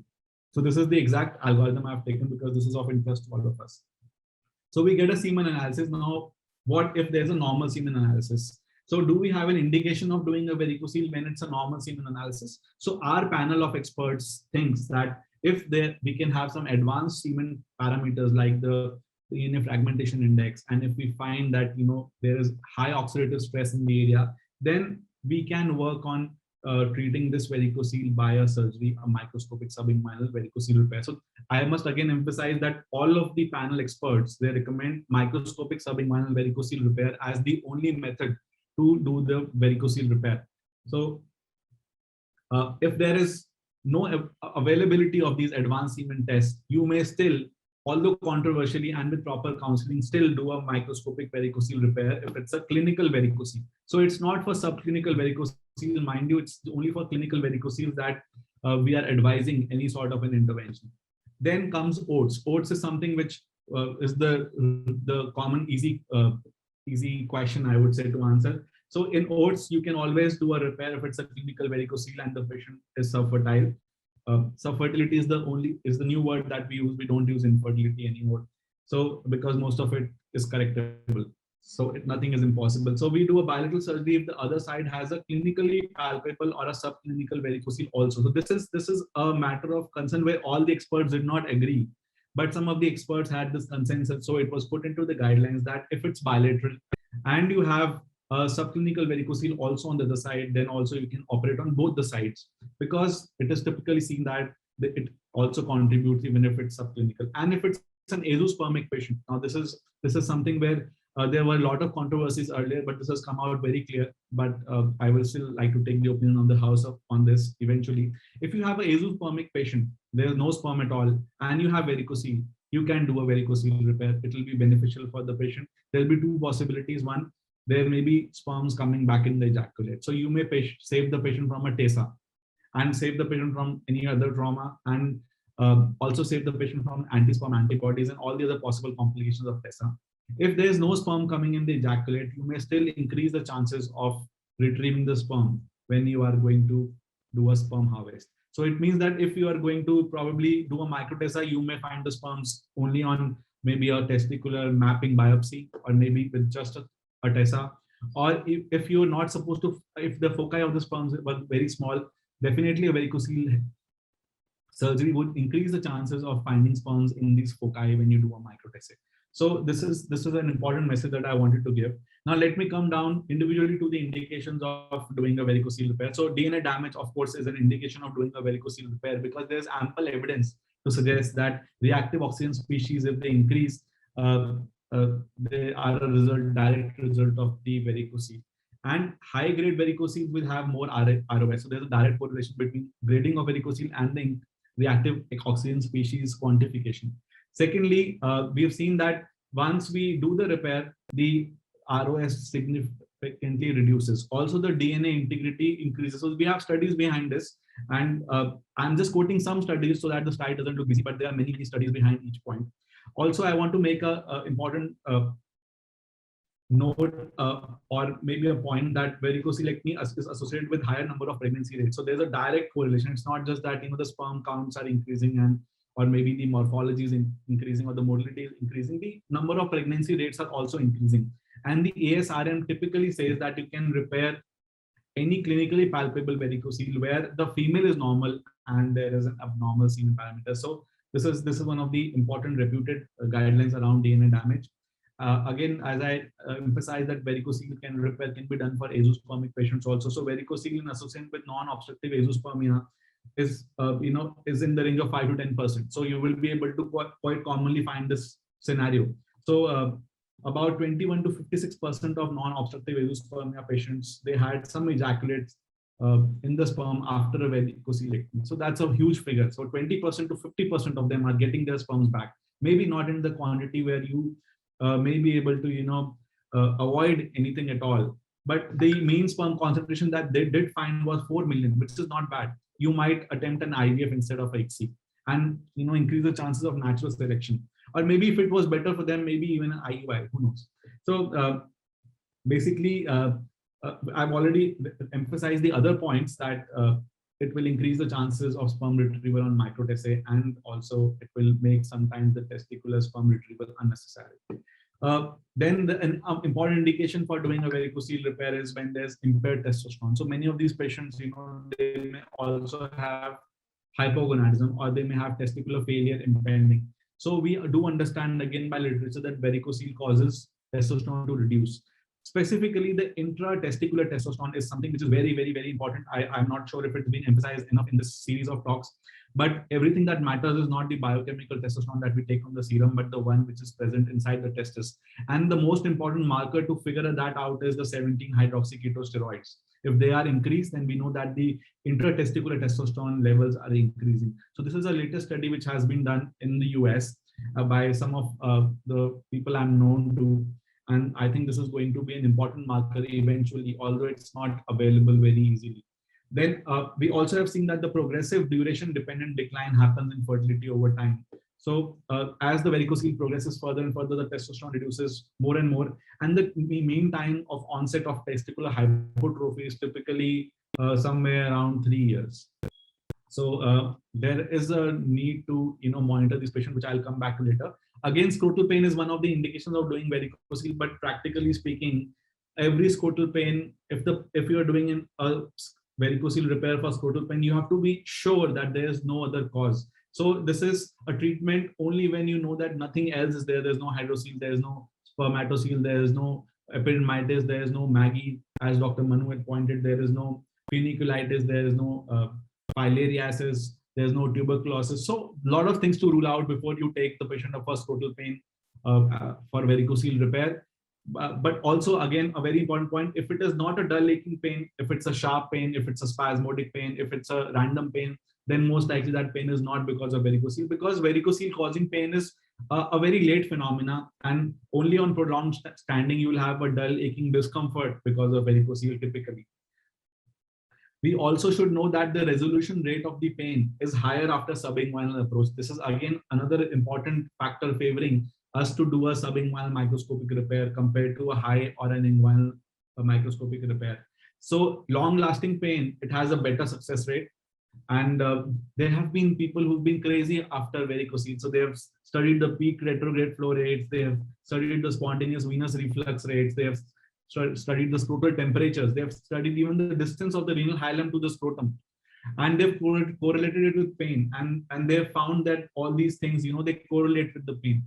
So more the peak retrograde flow rate, more the spontaneous venous reflux rate, more the scrotal temperature, more the distance from the renal hilum to the scrotum, more is going to be the pain. So these are some practical points I wanted to put in front of everyone. Now, talking about varicocele in adolescents, I think I'm almost going ahead of time. So palpable varicoceles with any volume discrepancy, if it's more than 20%, if there are any abnormal semen parameters, despite the patient being in Tanner stage 5, if there's testicular discomfort, and if there are USD findings suggestive, then this clinical picture is one where you can advise the varicocele repair to an adolescent. And I will come to it, of course, because this is a matter of debate. But again, big no to subclinical varicocele, and varicocele in asymptomatic only.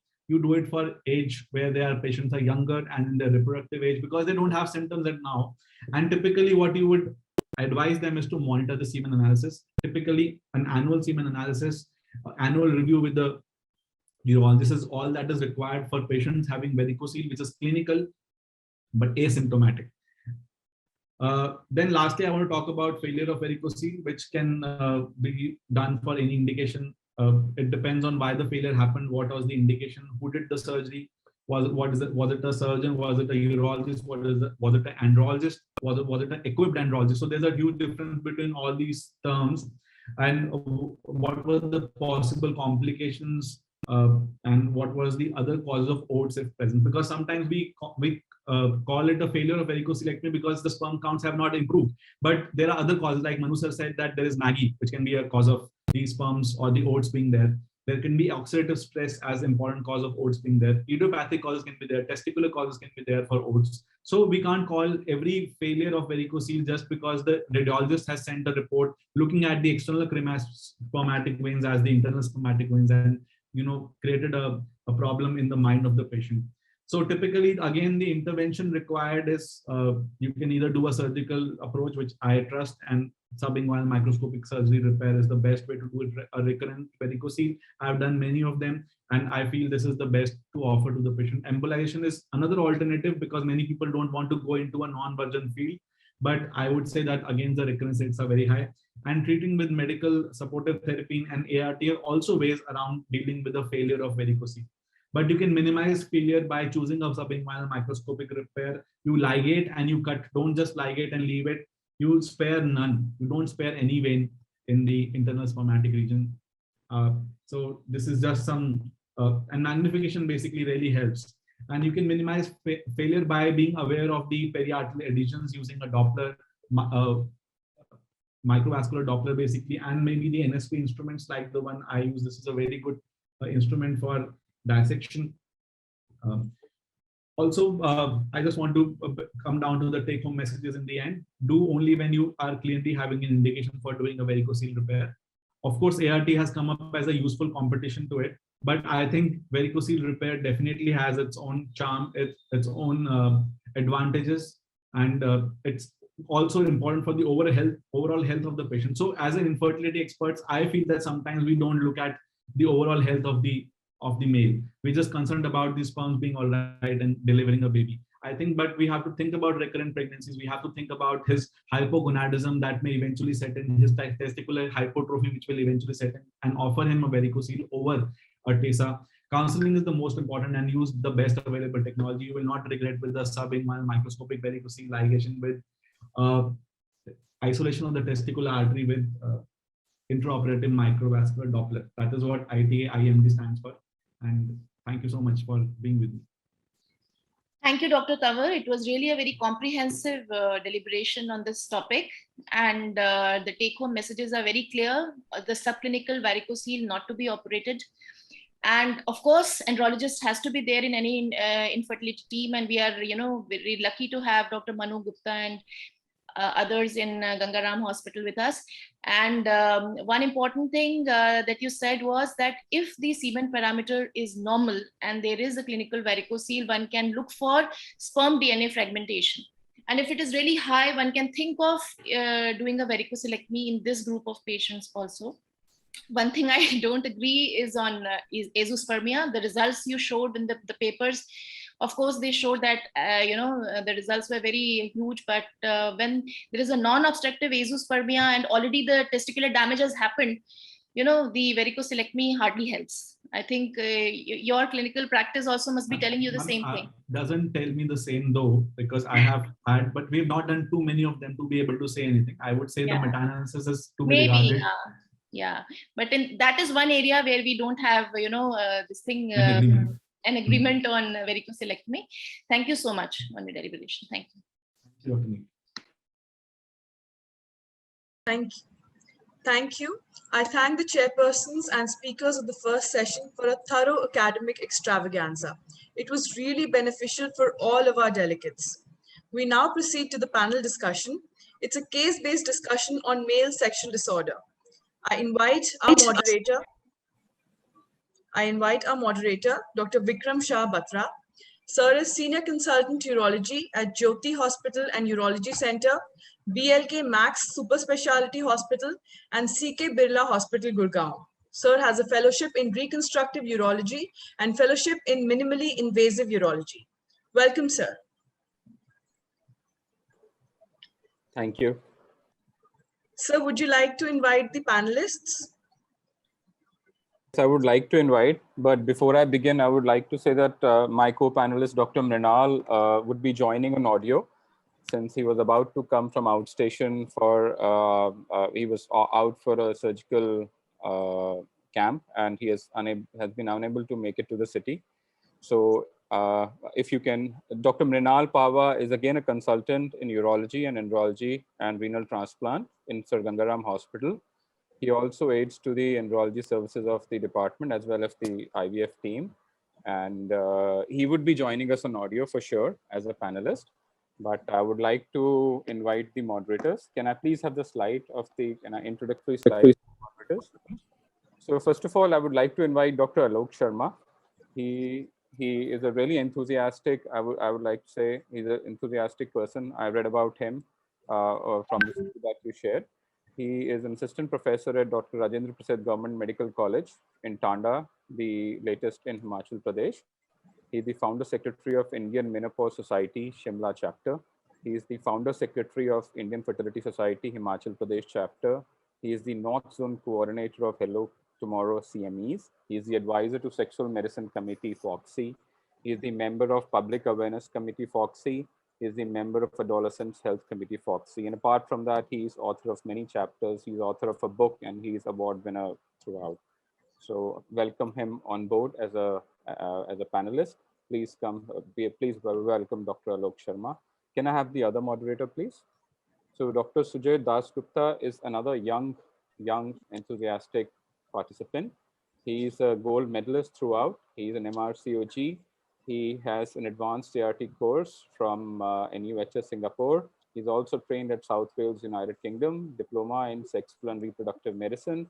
He's a consultant in reproductive medicine, Genome Fertility Center, Kolkata. He's a visiting consultant, RSV Hospital, Kolkata, and Bhagirathi Neotia Women and Child Care Center, Woodlands Multi-Speciality Hospital, Kolkata.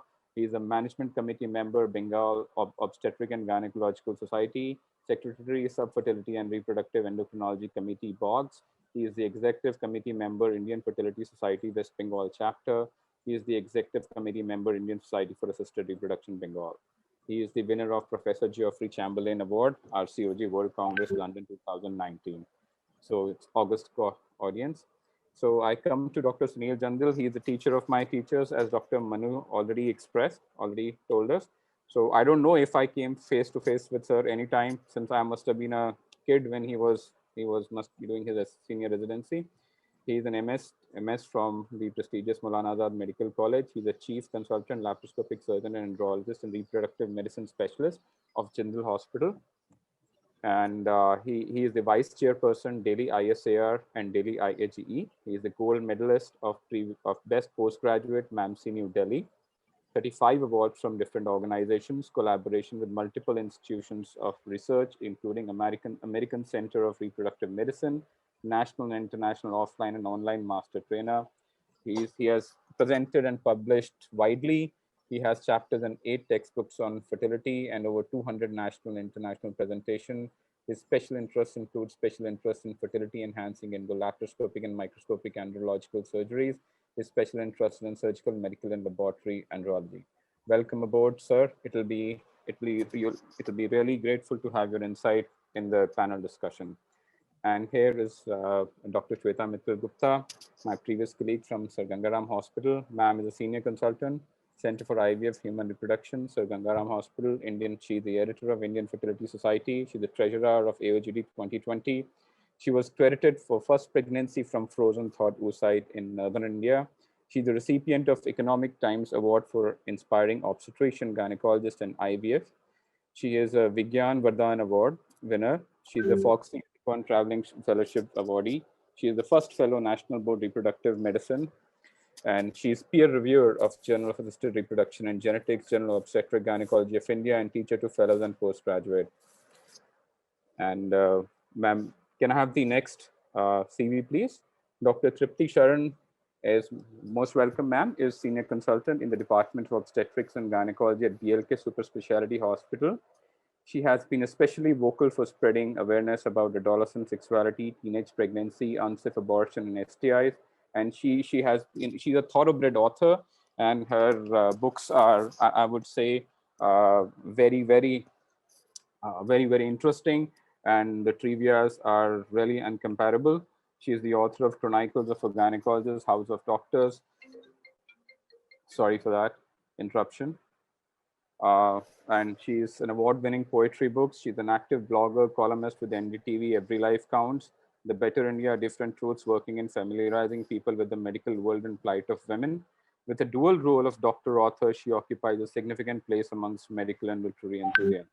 Welcome aboard, ma'am. Really nice to have you. And finally, Dr. Apurva Kumar Datta. He's a gold medalist again. He's FMAS, FIAOG, RCOG, Associate Consultant, Sri Durga Clinic and Fertility Center in Dhanbad. National Coordinator for FOGSI CME Workshop for Safe Abortion and Contraceptives Cafe 2020. He is the coordinator of FOGSI Sexual Medicine Committee, Jharkhand and Bihar, and Public Awareness in charge of the committee. Regional Faculty and Master Trainer, TOT, SATH. It's a FOGSI IAP initiative. He is the executive founder member of Jharkhand State Chapter of International Spina Bifida Foundation, which is something very interesting. And he is the winner of Dr. Kamini Rao Yuva Orator 2020.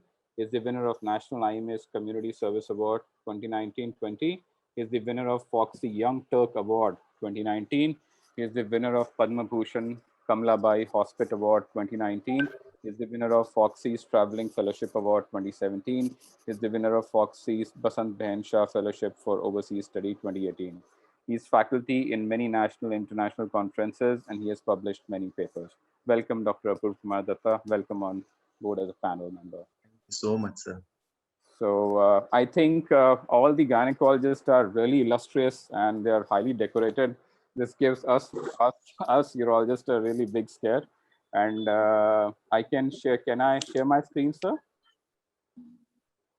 So I think I have my slides are centered around some real life scenarios which we face commonly as urologists. And I'm very sure, since it's a couple disease, you have also faced across while evaluating the couple. And while the male partner is really shy discussing them to a female partner, but I'm very sure one of our male gynecological members, or as Dr. Jindal, must have seen them or faced them or guided them around their sexual difficulties. So just sharing my screen, sir. So as we start the panel discussion, can I ask Dr. Apurva Datta, what do you mean by sexual dysfunction? How do you classify sexual dysfunction? When do you feel that a couple needs some kind of sexual counseling? And when do you really think it's the sexual part which they are ignoring, and it's not primarily only the semen parameters or the female evaluation which is necessary? So it's usually a prelude to your investigation as an infertility specialist. But how much time do you spend to that history taking? What do you examine, since you are a male gynecologist? So what do you examine in a male, and what is the insight that you want to carry forward, and how do you guide the couple regarding the basic nature of trying to have conceive a baby? So first of all, good evening, everyone. And thank you so much, Mala ma'am, for giving me the opportunity. And thank you so much, Vikram sir, for your generous introduction. So before I am talking about what is sexual dysfunction, now this is again very, very variable. Now, if a couple, they are having a sexual intercourse once in a month, they are satisfied, we can't regard it as a sexual dysfunction. Suppose that a couple is having sexual intercourse every day. If they are not satisfied, we can regard it as a sexual dysfunction. So basically, when there is a problem in either sexual arousal, sexual desire, or to getting sexual orgasm of any of the partner, we called it as a sexual dysfunction. Now, as you have rightly pointed out, being a gynecologist, we have a long list of patients waiting outside, and we hardly give any time to taking the history to the female and forget about the male. This is the main problem with the OPD, with our OPDs. And here comes the problem. The patients are actually very shy, and these problems are actually taboo in our society. So this is the thing which you correctly pointed out. We should spend time to the patient and ask about the sexual history, especially the couple who are infertile couple and who are for having the infertility treatment. So that is about the sexual dysfunction. So Dr. Tripti ma'am, Yes. ma'am, since you've been proactive in spreading sex education, do you think that there is a lack of sexual education and misinformation in a newly married couple who never have had any sexual experience outside of marriage before? And do you think this also translates into some kind of a sexual dysfunction, male sexual dysfunction, non-consummation to a larger extent in the lower socioeconomic category? Do you think that we have a sexual misinformation kind of very widely spread in society? Yes, indeed, Vikram. It is very true. As we have discussed many a times in our webinars, that sexuality education must start very early. And because people are not very well aware of these, we do not talk in families also. Plus, the material that we get to read is most often, from the Google internet, which may not always be very correct. And these days, there are people who are moving into relationships. There's a lot of peer group pressure. And then what it results in men is, unrealistic expectations, I would say. Sometimes there's a performance anxiety, and all these can, translate into sexual dysfunction into males. So it is very important to get a very, very sound and scientific and, medical advice from a doctor. We do not have we always encourage preconception counseling. So many times we do see couples coming to us with their sexual problems. And most of the times they both are normal, healthy. They don't have any organic disease, much problems. The problem is stress. We have a very stressful life. Maybe there's a intrapersonal stress, interpersonal stress. So all these things do translate into sexual dysfunctions in men. Okay. Ma'am, do you also feel that there is an increased pressure on the infertile couple when we are dealing with an infertile couple, we are in an IVF clinic? Do you feel that these people are more stressed out and there is a larger incidence of erectile dysfunction in these people? See, between men and women, man is more an active person. I mean, when it comes to having sex, and infertility people, they are already under a lot of stress. So their hormones also go for a, toss, drive. Actually. Yeah. So that is there. Plus the problems which is causing infertility is also there. So they have to deal with the disease they are having, plus the stress of being infertile, which could be just functional, that also. Plus it is very difficult when we as gynecologists, as we as infertility specialists tell them this is the right time, and having a time sex is very difficult. And again, it causes a lot of performance anxiety on the male partner. So yes, infertile people have their own set of problems. Sexual dysfunction just adds to it. May I add something yes, sir, to this? Yes, sure, sir. Yeah. See, I have personally felt that a lot of stress, psychological dysfunction, and more importantly, physically intrusive procedures which take place, they lead to a lot of changes in the sexual self-image as well Absolutely, as sir. Absolutely. the desire and performance of the couple. Now, what happens because of this is there's a beautiful paper. It came in 2019 by Stark, in which he tabulated out of a very large population that what is the level of sexual dysfunction in infertile couples. And I was surprised to read this paper that 56% of couples had sexual dysfunction of some level. So it's a Temporary beautiful or question. Yeah, it's a beautiful question which you placed here. Why is it more common? And you get so many patients of vaginismus. I mean, a gynecologist gets so many patients of vaginismus. And most of the husbands have secondary erectile dysfunction. And it's a very interesting thing. They have a secondary erectile dysfunction because they are not rapists. They love their wives and they just can't have sex. So it's a whole interesting thing that these are two beautiful questions you have. I must compliment you for that, Dr. Vikram. Thank you, sir. Yeah, very So, insightful question, I would say. Very insightful. I mean, most of the infertile people feel that they have failed to an extent. It puts a kind of failure because they've not had a child. So somewhere, if the problem is the male partner, they would feel that they have failed their wives. So that adds to the negative thought process. okay, ma'am, to Dr. Shweta Mittal, ma'am, have you ever had a chance to introduce an artificial reproductive therapy for a patient who were essentially had sexual dysfunction which could not be helped?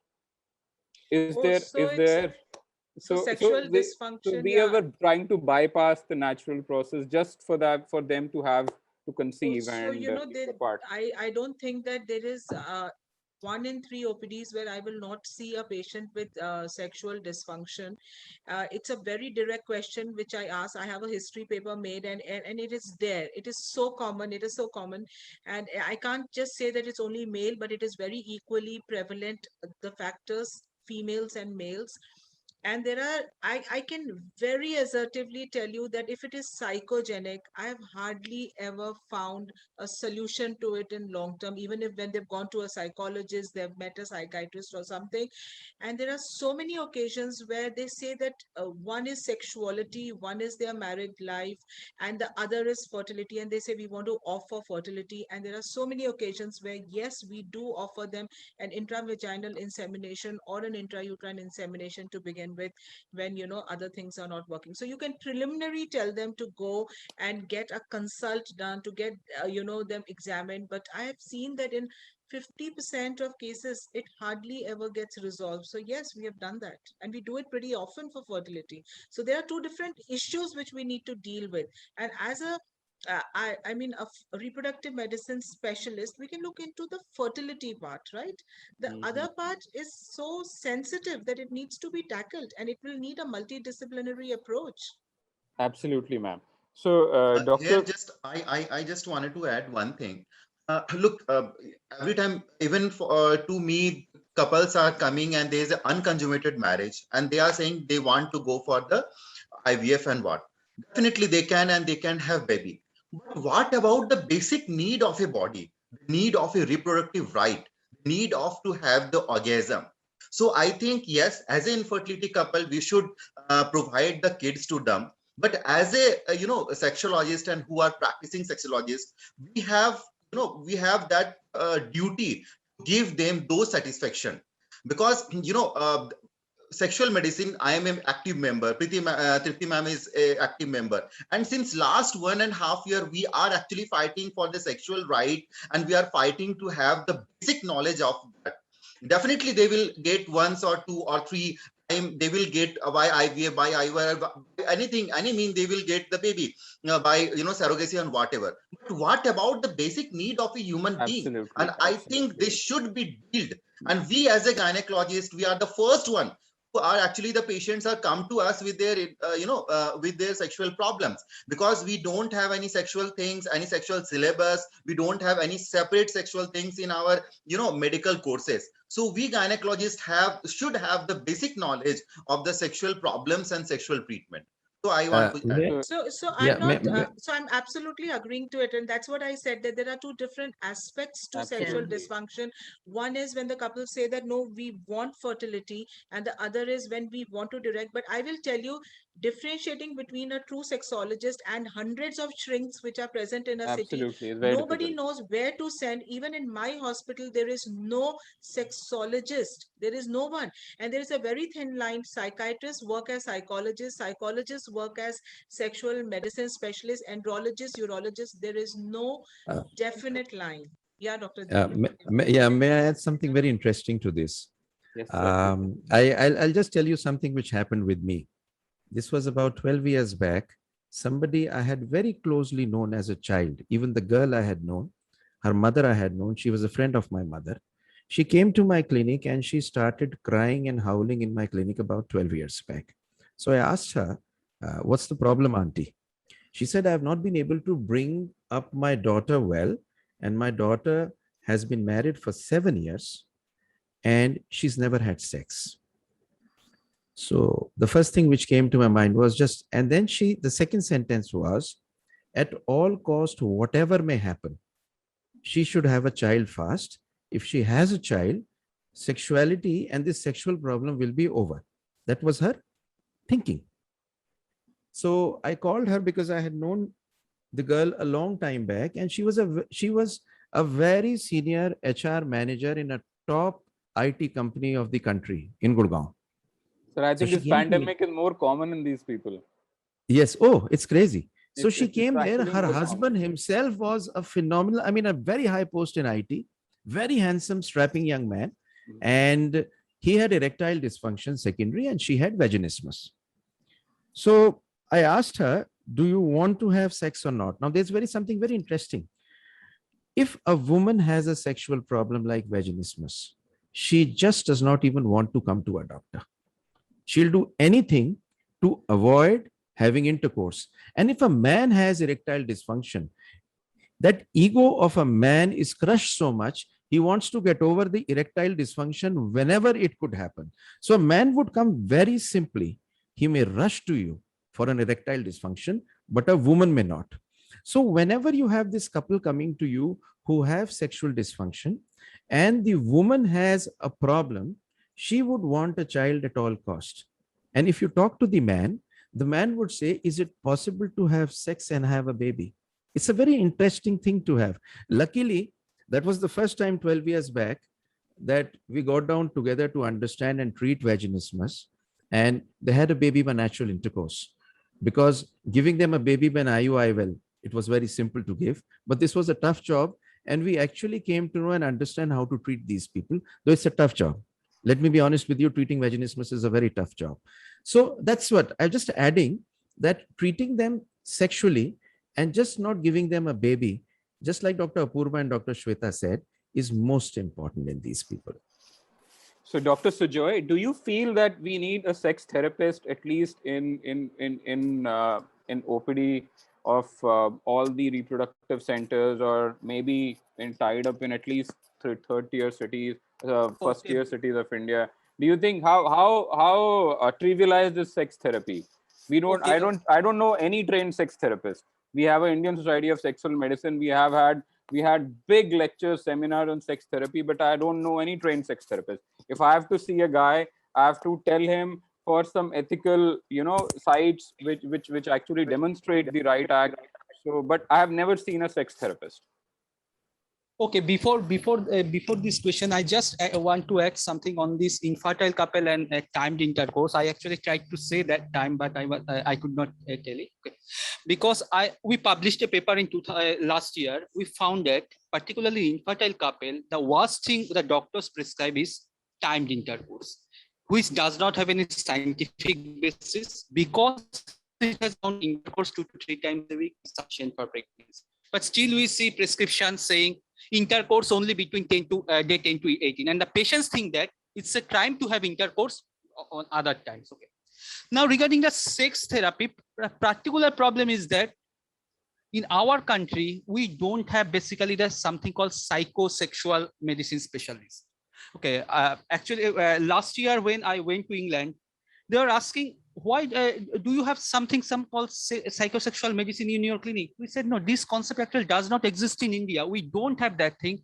Sometimes we gynecologists treat some patients, psychiatrists treat some patients, urologists treat some patients, endocrinologists treat some patients, but all of us are having some tubular vision. We see only the fertility aspects. Similarly, the endocrinologists, they are interested only in the endocrine aspect. The psychiatrists, they think only about the psychiatric aspects. So there is urgent need of some psychosexual medicine specialists in our country, and particularly the clinic, which will consist of all the specialists of different departments, so that under one roof patient can get all the treatment done by different specialists. Yeah, so just like we now called subfertility and not infertility, we can rename psychosexual specialist to something else, such as relationship expert or something. But I think, yes, we need to come over this taboo as soon as possible, so that sex is not ritualized, it's not mechanistic, and it's procreative more so. And we must reassure the couple that fertility is not what defines them, as you rightly mentioned before, and everyone kind of was concerted that not just fertility defines a couple. It's apart from that, sexual challenges are normal during such times. So from a urological perspective, I would like to add, from a standpoint of an andrologist, the examination is vital, and you need to rule out certain things which are not conducive to a good sexual intercourse, such as short frenulum, or the patient is having painful intercourse. The male side is having a painful intercourse. They have a prohibitive curvature of penis. They have a plaque on penis, something which prohibits intercourse from their end, or they have a web penis. Sorry for interruption. I just want to add one thing. I found lots of men with this sexual dysfunction, they are having phimosis, and there is lack of awareness, because majority of them don't know that absolutely. Be retracted. So again, during infertility evaluation only. Examination is vital, and we must stress on examination on both sides of the table, as in both male as well as female. And the examination of male also is as important if we are dealing with a couple who are going through a challenging time. So having said this, I think we will start with some cases, and most of these cases are real-time scenarios. Well, I haven't added the real precise details, as the whole idea is about how to deal with such patients. You may not file really detailed data, but yeah, most of these cases are real-time cases, and we have faced them in clinics one time or the other. So this is, I think, one of us must have faced such a case sometimes in their clinical experience. A healthy young couple, 35-year-old husband, 31-year-old wife, married for past 8 years. They're cohabitating. They're both civil servants. There's no addiction in either. They are simply unable to have intercourse. Husband complains of extreme pain, and there is no curvature of penis. Libido is normal for wife. Husband complains of complete loss in sexual activity, complete loss in sexual interest. Apart from non-consummation, there is no interpersonal conflict. They both are very clear that they have no interpersonal conflict. They are reasonable friends, but they are unable to consummate. And they've been trying for past 8 years. And if I were to reveal them, they are living out of Himachal Pradesh, to which Dr. Alok Sharma stays, and they are both civil servants. They are cohabitating, and they are simply not able to have intercourse. Examination of both partners is largely normal. Male partner, which I had examined, female was obviously examined somewhere else, and all secondary sexual character was normal. Testosterone was done repeatedly, was normal. So here I lay out to the board. What do you think? I mean, do you think there is certain kind of a sexual aversion disorder? There is a psychogenic disorder? Because on the face, he should not be very sensitive. His glands should not be very sensitive. He's able to masturbate, but he's not able to consummate. So how common, Dr. Alok? Dr. Alok, are you there? I don't think Dr. Alok is there. Yes. So Sunil sir, how common do you think this non-consummation thing is? How common do you? It's quite common in our country. First, Yes. I went for this beautiful seminar in which we had a lot of people from different countries, especially the United States and Europe. And there was a panel discussion in the ISAR in Indore. And over there was a question asked on non-consummation of marriage. And can you imagine, 4 of the people sitting on the dais from those countries said they have never in their life ever seen a non-consummation of marriage. This was something amazing which I heard over there, and I can never forget it. Non-consummation of marriage is, most of the times it's because of vaginismus. A lot of times it is because the men have gone into a situation where they were not able to have intercourse the first time, and they feel that somewhere down the line, they won't be able to have it. So a lot of non-consummation of marriage is there, number one. And number two, as far as this case is concerned, is very interesting because, there is no Kavita, so I don't think there's any Peyronie's disease. And there is pain during intercourse. Now, pain during intercourse could either take place because of some kind of a balanitis or a balanoposthitis, which is most common in most people. But you say the phallus is normal. Normal. And there is no problem in retraction of the prepuce or anything. None. Yeah. So a lot of men who have psychogenic or sexual aversion disorders, and I doubt if there is sexual aversion disorder because these people had sex earlier, regularly. It could be something psychogenic unless and until, there has never been a fracture of the penis or anything, no injury to the penis. There has been. Has there been any injury to the penis? There was no problem in orientation. He was completely, he never had any sexual experience before. And in fact, he never could have any sexual experience. But he is very clear that he is able to masturbate if he is desirous of one, or if he is, if he's excited enough for one. So this is a non-consummation of marriage, you tell me. Yes, this sir, one. This is a non-consummation of marriage. Non-consummation of marriage. This and is from the side of the man or the woman? Sir, this is what I'm trying to say, that many a times it is very difficult to elicit who.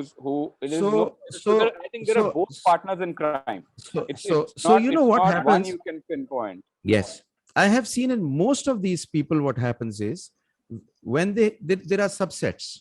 The first subset is he's never had intercourse. He has no knowledge. He has no idea. He really does not know what to do.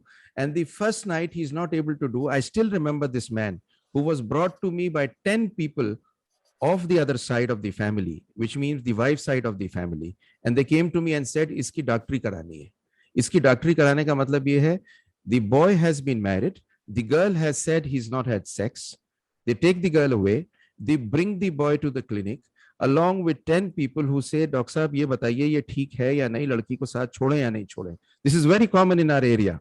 This is very common in urology practice also, sir. You get people who want to certify their son-in-law or somebody as important or not. So I examined him and I asked him what happened. He said, "I just do not have an idea where to place this penis." Absolutely, sir. So this is exactly the problem. There is no sex education. People have no idea. They are not able to have sex. And if they do not have, and if the woman contracts her pelvis because of the fear of pain, she may have vaginismus or not. And the man has either not been able to enter or he's had a premature ejaculation. It creates havoc in the minds of both. And it leads to non-consummation of marriage in these people. So, sir, do you think we could as care providers give them some illustrations or some graphic videos as to what to expect when they are having an intercourse for the first time? Or how do you see the way forward? How do we think we should educate them? I'll just share with you something because these are very, very interesting stories which happened with me. This man came to my clinic and he said, "I'm going to get married tomorrow. My father is forcing me into marriage. I cannot have intercourse and I'm going to commit suicide. And I thought you should be the last person I should meet before I commit suicide." So I told him, एक काम तो करना भाई, तुम कम से कम मेरा नाम मत लिखना अपने suicide note में, है ना, ये काम तो तुम कर देना मेरे भाई. I asked him only one question: do you have an early morning erection? And he said, yes. I still remember this was about 18 or 19 years back. And I gave him a tablet of vitamin C after taking it out of the wrapper. And I told him, अपनी ज़बान पे रखना और चूसते जाना, अगर खट्टी लगेगी मतलब काम हो रहा है. Can you imagine, after his marriage, the next day the man came, मेरे पैर छुए उसने और इतने सारे मरीज भेज चुका. And he was a junior engineer in a telecom company. So it's a big problem. And in fact, people are not trained, people are not educated, people need to be educated.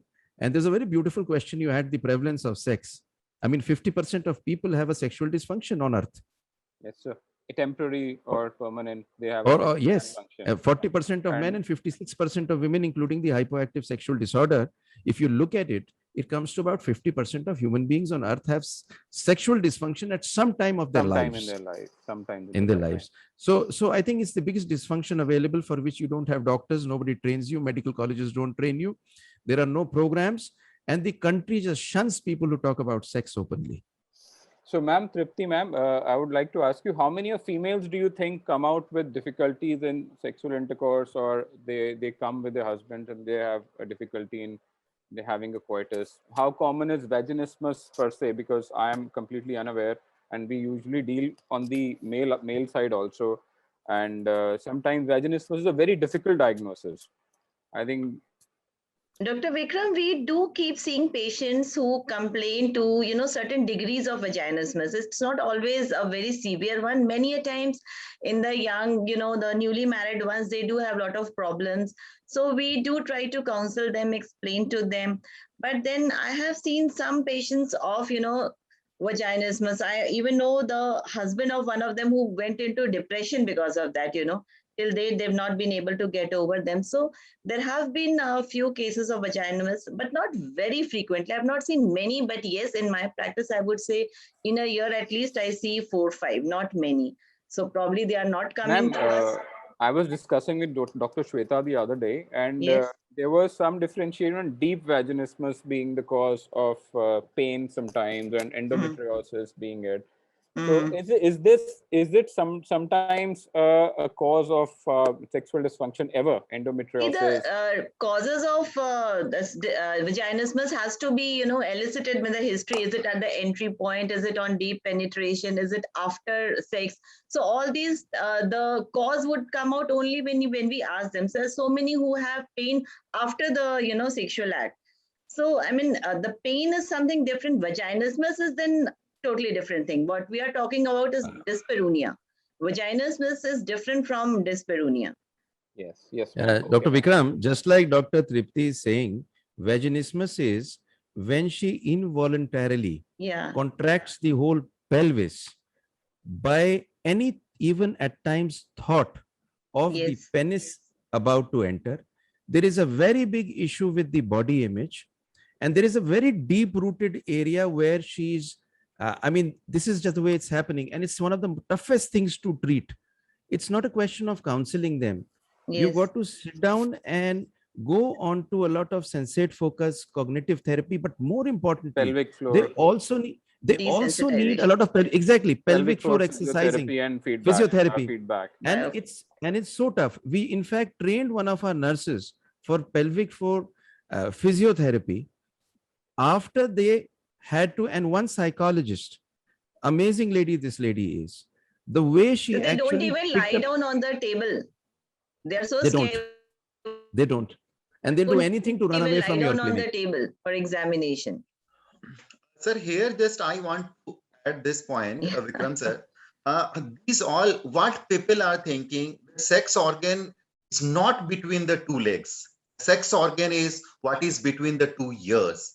So psychologically have a lots and lots of problematic. In this case, as you have already told that this patient have masturbate is normally everything is okay.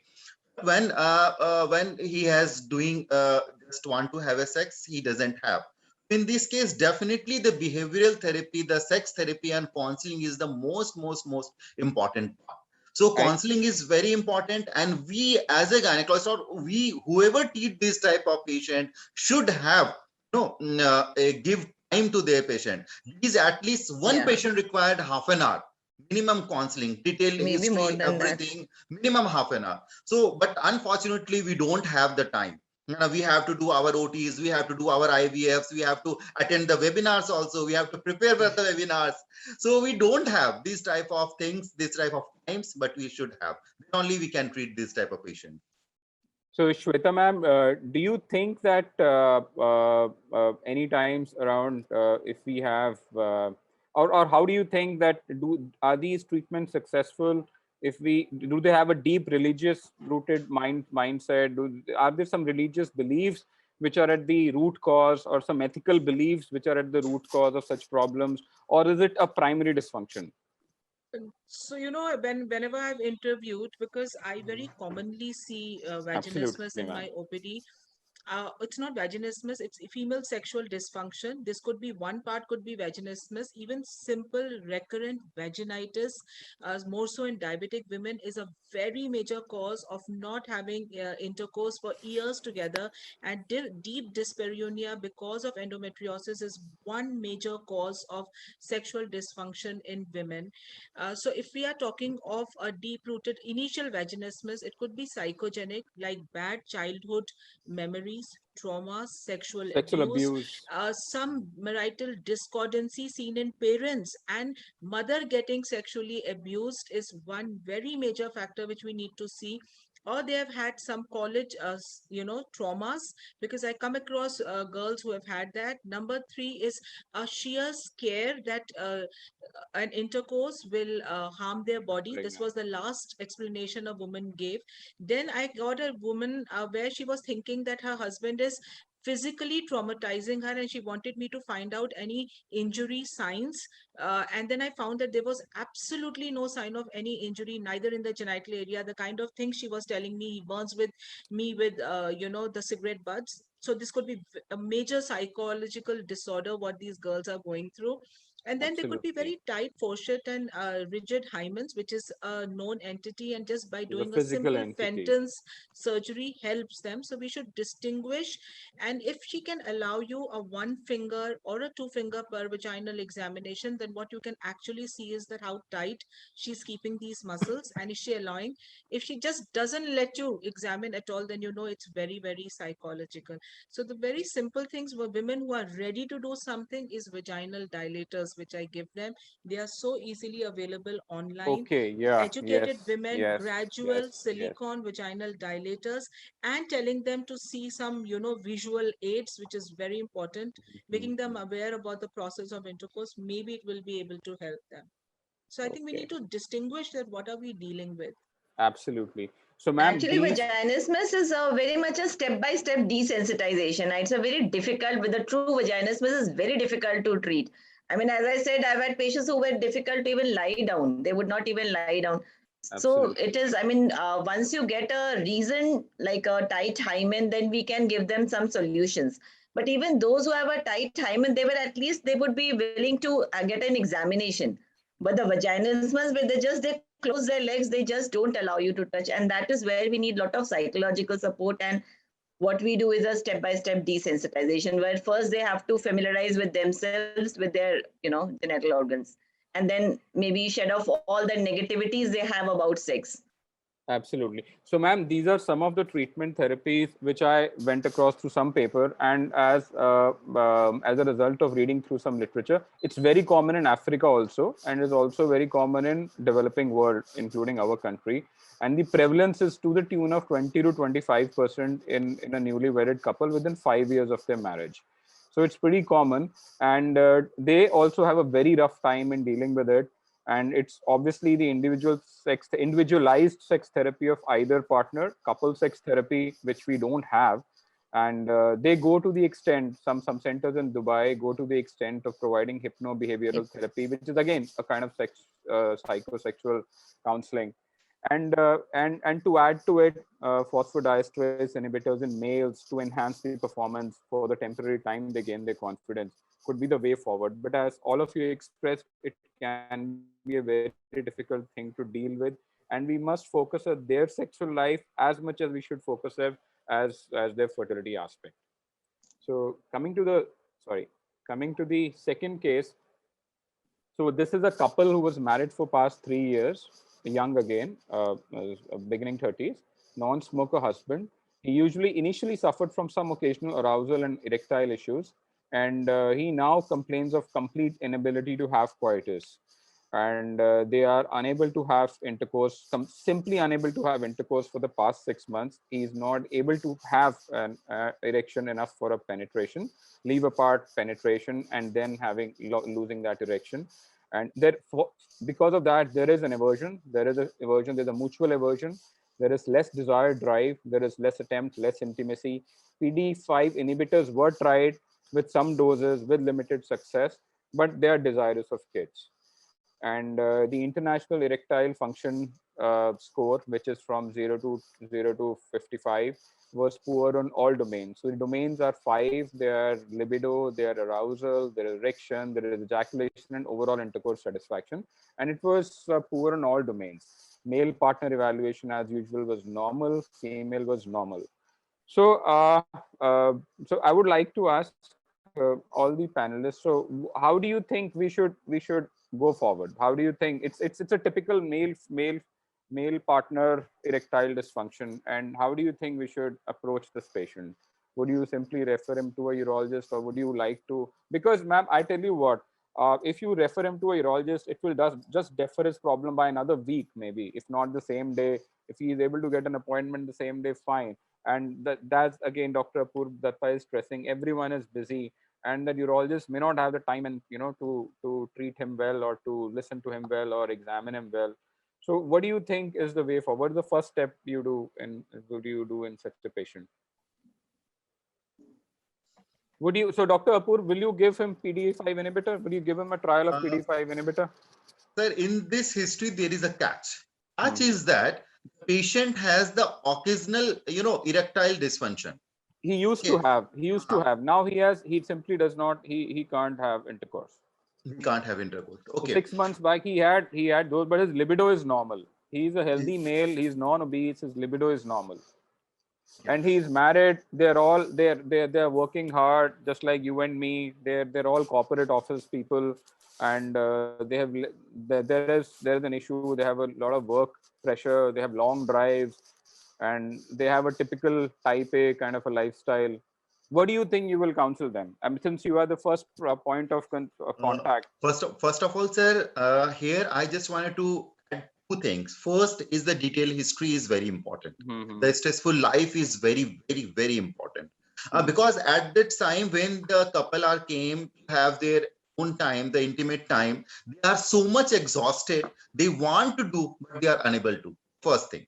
So, secondly, sorry to stop you there. Would you like to change the time of trying to have intercourse? No, I just want to tell them, give time to yourself. Yes, whatever so time that you yourself. Want. So this is what I want to stress. So these people, these couples, which includes many of doctors also, you can't change their lifestyle. So you need to change their time of having sex, which is early morning. Definitely. So if you are at a complete loss of energy at night, you need to try it out like you try your exercise, like any yoga you try. This has to be tried when you're full of energy, when you're rejuvenated. So it can be early morning also. So timed intercourse doesn't mean for fertility. Timed intercourse also means when you have energy enough to have, rejuvenating your sexual desire and your arousal. So this is what I wanted to stress as a urologist. So time is also important.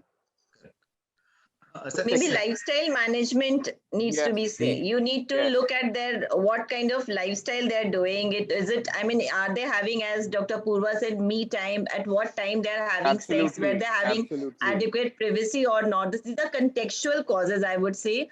And when everything is, as you said, normal, then we should actually look into these things. It might solve some of their problems. They might be too stressed up. As we discussed earlier, there could be a lot of anxiety also. So these things has to be, seen. And as you said, this couple was on PDA5 also, PD5 inhibitor will act only if they try enough. So this no, but if they are already on it, you again, need to see whether they are actually using it the right way or absolutely, not. Absolutely. That also needs to be seen, whether they're hurrying up or all these things, because every drug will start acting after a certain time. So those things also need to be seen. People are thinking they take those medicine and it will erect. No, there must be some sexual activity. There must be something, and that only it will act. So this is again very important. Yeah. Dr. Sujoy, would you like to add anything? Dr. Vikram? Yes, sir. Dr. Vikram, yeah. There is one thing which I would like to say after seeing this history, and after having taken a very, very clear history, spoken to couple, understanding what their life is. If it is a young couple who now is complaining of erectile dysfunction, and this gentleman has been given a PDE5 and it's not functioning, one thing which I definitely will do is do a complete blood exam of this patient. Absolutely. To see if there is any lipid issue, if there is any issue which could probably in the next couple of years lead to a cardiac problem. Absolutely. Because in any young man who has this problem who was fine earlier, there is a 30 to 40% chance of this person having a cardiac issue within the next 3 years. So that is something which becomes very important. I would agree to that. I would. Can I add on something on this cardiac issue? Basically, yes, when I see these patients with erectile dysfunction, I always put the risk of the patient in the Princeton score. The Princeton score is advocated by the American Urology Association. That is the risk of cardiac disease. If the score is 3 or more, then before starting any therapy with particularly PDE5, I always refer to the cardiologist for evaluation. If the score is less than 3, then I usually start this sildenafil or tadalafil. So, sir, I think what I want to brief with this thing is that there is an overuse of all these PD5 inhibitors, and many of it's almost like an over-the-counter drug, and even most of the pharmacists also give it nowadays. So I think they have all tried in some way, in some brand or the other. They have Viagra, they've all tried, maybe some generic brand. But what they don't realize is that it is just a step in towards their actual realization of a successful intercourse, and it needs more practice, more attention to detail, and more attention to their own lifestyle before they actually realize what is desired. And PD5 inhibitors in itself may not be complete. And yes, I would also like to say that if they can have it from the pharmacist, they better have it written from a doctor and a gynecologist. And this is which I think, because what happens is it saves one trip or more experience to a urologist or an andrologist if it has worked or it has not worked, which can make a lot of difference in further evaluation. So the problem here is that every panwala have this type of medicine, what the Sunil sir is always used to say. And from the pan ke tonga se they will take these medicines, but they will not go to and visit a doctor. This is the problem. So that's but since they've already visited a trained fertility expert, a trained for reason of having a baby, or then they must be addressed at the right place. A practitioner who can give it very safe. So here, I would like to ask all of you, since we are dealing with a nutraceutical sponsored webinar, what is the role of nutraceuticals? Do you think that in erectile dysfunction there is a role of nutraceutical anywhere? Arginine or nanoleo, all these. Do you think they have some real literature supported role? Nutraceutical. Yes, sir. Has a nutraceutical, whether it is for the sperm dysfunction or whether it is for erectile dysfunction, whether it is for a cardiac arterial dysfunction, becomes something which becomes an additive. Absolutely. Now, whether it is cardiology, whether it is sexual medicine, whether it is fertility, female or male fertility, for all of them, it is being evaluated over a period of time. And today, for a lot of them, as an additive, it becomes something which can be used very easily, especially a nutraceutical like vitamin E and vitamin C, which is phenomenally cheap. Absolutely. Let me be honest with you. I think it's high time all of us took antioxidants in the beautiful country and the beautiful atmosphere in which we are living. So I think there is a role of nutraceuticals definitely, but exercise, clean air, lots of water, nutrients, less of energy food, less of fats. I mean, this would take everything a long way from the sperm to the erection. So, sir, with the experience of such a good panel, I would like to ask you, have you ever had a patient who had penile implant and his fertility was affected or ejaculation was affected in any way? Have you ever come across such a patient? Or so penile implant, sir. Not yes, Sunil sir, please. I've had penile implants, but most of the people who have had these implants are those people who have really completed their family. Okay. And once they're able to have sex, especially with a penile implant, the kind of sex is more to satisfy the partner. their partner and their personal male ego, which is crazy, which really is so important for us to understand. Like a man would feel only complete if he's able to have intercourse. So I've not had the chance of looking at fertility with these people, but yes, ejaculate they do. Ejaculate they do. Sir, so I asked this question because penile implant insertion is getting more commoner by the day, and the age is also reducing, and we are now finding vascular leaks and vascular impotence more common. As you just said, he may be suffering from a vascular endothelial dysfunction also, and it is getting more common, obese or not, stress induced, whatever the reason may be, or the prevalence of ROS, as ma'am told us. So these penile implants are gaining popularity, and we have had patients who have had penile implant exchanges also, and they are in the age group of 28 to 40, and some of them may have fathered a baby before, but they now need to father a baby again, and they may have some dysfunction, they may have some ejaculatory dysfunction, although most of the studies, they say that there is no ejaculatory dysfunction, but the orgasmic dysfunction may be there, and there may be ejaculatory dysfunction also. So that needs to be addressed properly in these patients, and enough sensitization during sexual act, as well as the prodrome before they actually have an ejaculation. So any such patient with severe erectile dysfunction, vascular evaluation is necessary. A penile Doppler, focused neurological examination to rule out any neurological cause. If they have some sacral neuropathy or sacral plexus problems, then yes, obviously any injury in past, an MRI can be suggested. So, and finally, PDE5 inhibitors, if they help, sometimes SSRIs also help. So if there is some psychological aspect, then selective serotonin reuptake and antidepressant do help, not in doses which can cause which can cause primary erectile dysfunction in itself, but a low dose SSRI can also help. So I also like to ask, how many of these patients, or as ma'am already said, Dr. Shweta, that she has at least 1 in 3 OPDs in which she attends to such patients who are desirous of IUI or IVF just because they have erectile dysfunction. Ma'am, is it true that they actually come? Yeah, so I just want to make it clear that IVF is not the primary option for them.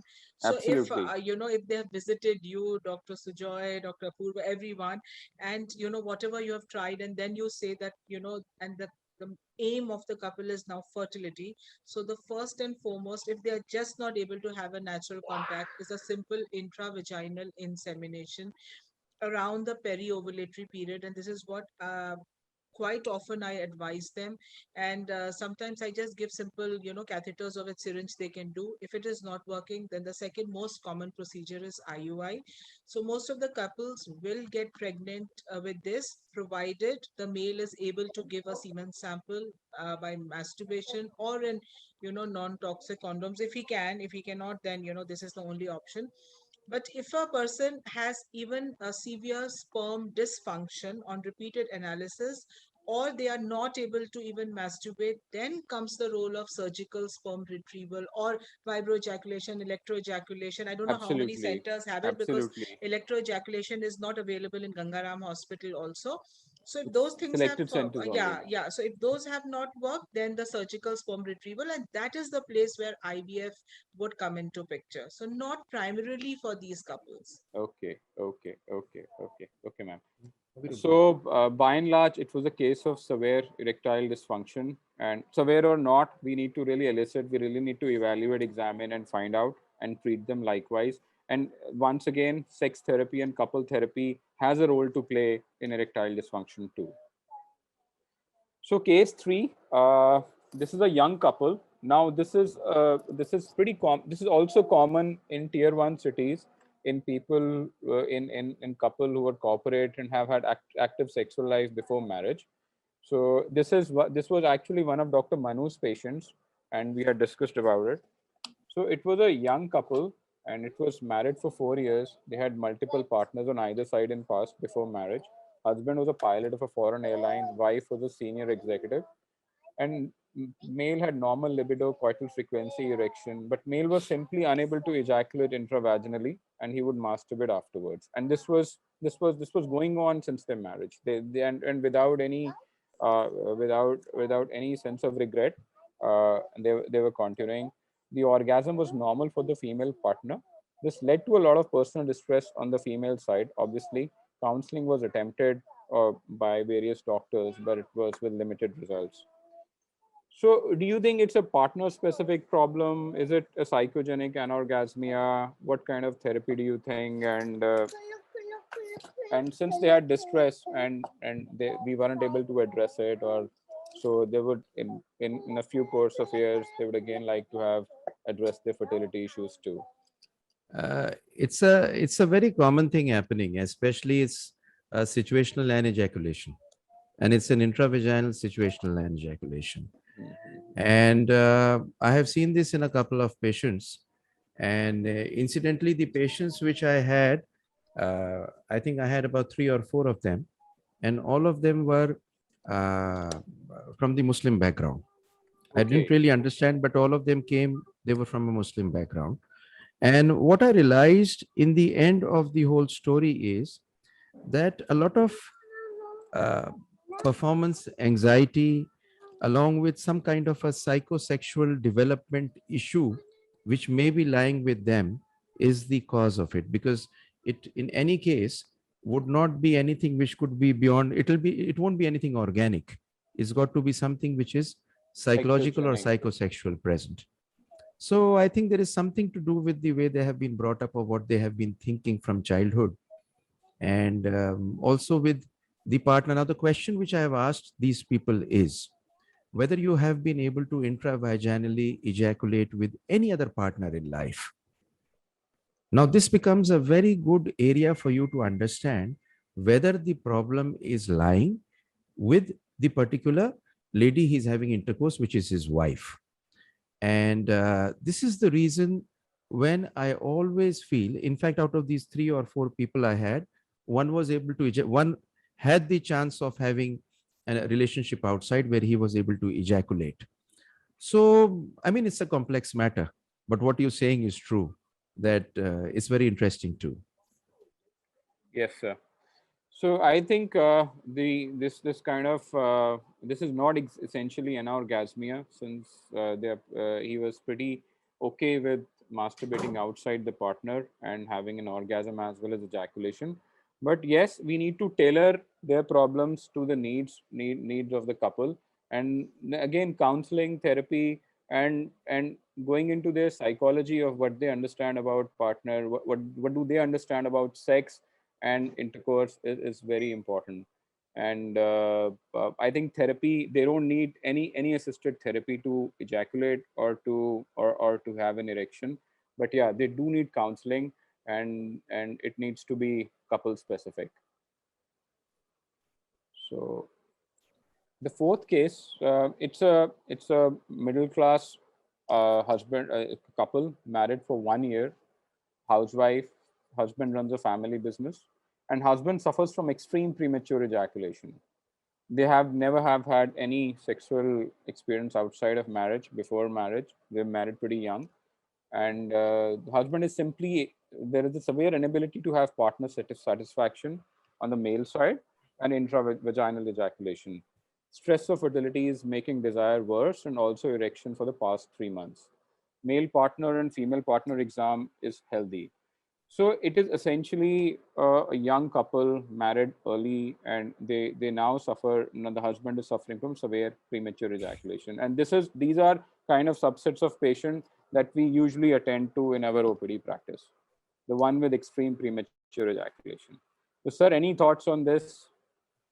Oh, I've had a lot of patients of this, and the problem Not is at they all get Dr. confused. Apurva, anyone. Yeah. Yes, sir. And these guys get confused between premature ejaculation and erectile dysfunction. Absolutely. So after a long time, you're able to elicit from them whether they have had erectile dysfunction or a premature ejaculation. And it's and it's interesting that this is something which carries on. It's nothing like it's psychological. Premature ejaculation, a lot of people think it's psychological, and even doctors. So they need to understand that this is not a psychological problem. This, in fact, I had gone through literature for this, and I realized that it is organic and also genetically transmissible. Absolutely. So it's very difficult to ask a man. Whether your dad had premature ejaculation. But in West, they had series. Sir, it's not premature ejaculation, but it's the early orgasm. This should be the best thing. And sir, Vikram sir, I just wanted to emphasize one thing.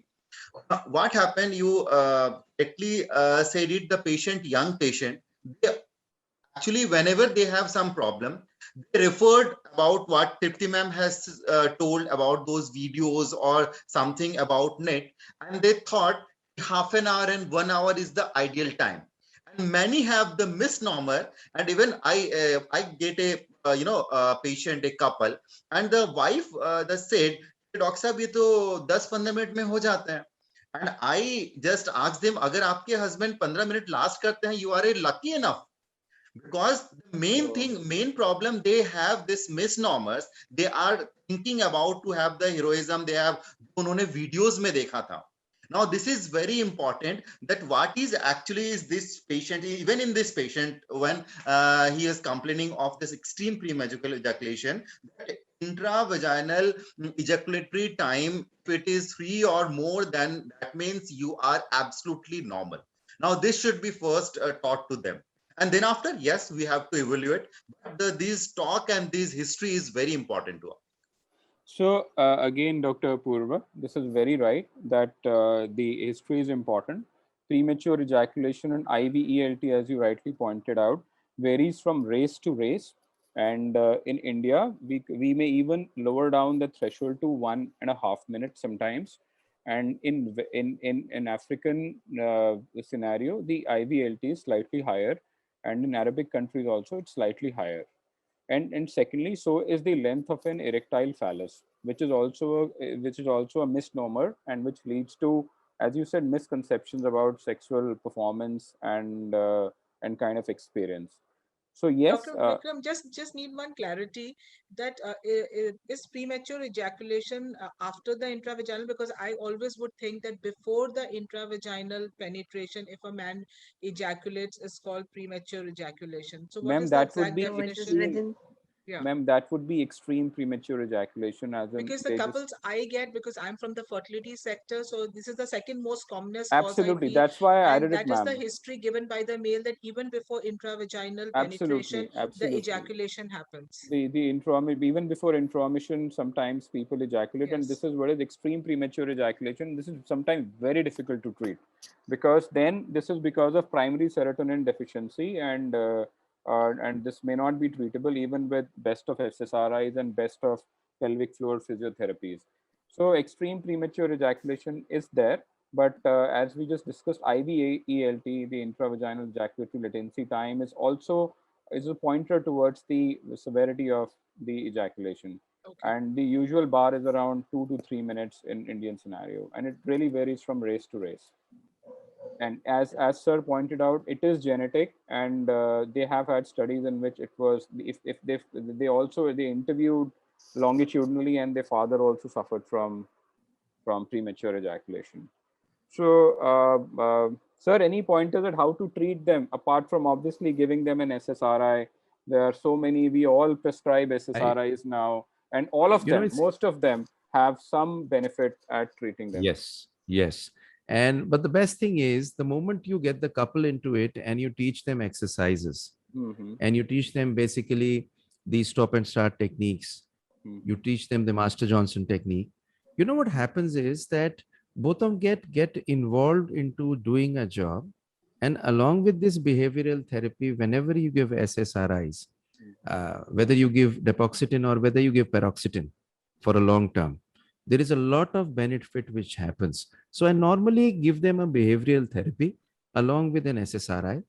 If I realize they need it for a very long time, I would put them onto paroxetine. That's what I normally do. So is Dr. Sujoy there? I think he has attended a psychosexual. Dr. Sujoy? So I think he's left. I saw the chat box. He's left. He is left. Okay, sir. So I think, as sir pointed out, it's always it's a long process, and it's always a work in action mostly. And therapy or the medication intermittently or continuously continues for a long time. And so does the pelvic floor physiotherapy or the Masters and Johnson sensate technique. And we have to make people understand that yes, it's not a sprint. Sex is not a sprint, and it improves over time, and it's just a part of life. And things would improve, things would go down, and many a time they would see better times. So yes, as we have all discussed many times, we have topical anesthetics available. We sometimes see ads of Prilox creams, EMLA creams. We usually prescribe lignocaines to start with, and Prilox or EMLA sometimes decrease the sensation so much that it is difficult to have an erection also. The sensation is completely lost. So lignocaine is the right thing to start with. Now there is some evidence to use tramadol also. It's very good. Yes. Dr. Vikram, it's very good. If you use sir. tramadol with depoxetine, these guys who don't respond to depoxetine with tramadol, they are really happy. I mean, they're able to do something. It's very good. Tramadol also increases the serotonin, so it adds to it, I guess. It becomes an additive to the SSRI. So this is what I want to say, ma'am, that all these drugs we can all prescribe commonly, and they don't need to go to some special, these quacks, because the trap is very common. They would go spend their lifetimes earning on a quack, while the therapy can be better provided by us. And IUI, of course, is the last course. So this is a typical anejaculation patient. This is married couple, 3 years, working couple, and husband is unable to have an orgasm and ejaculate. Now he doesn't articulate whether he used to ejaculate before. This is a real-time patient, and this is not my patient, but a colleague's patient. And erection is normal desire and orgasmic functions of female.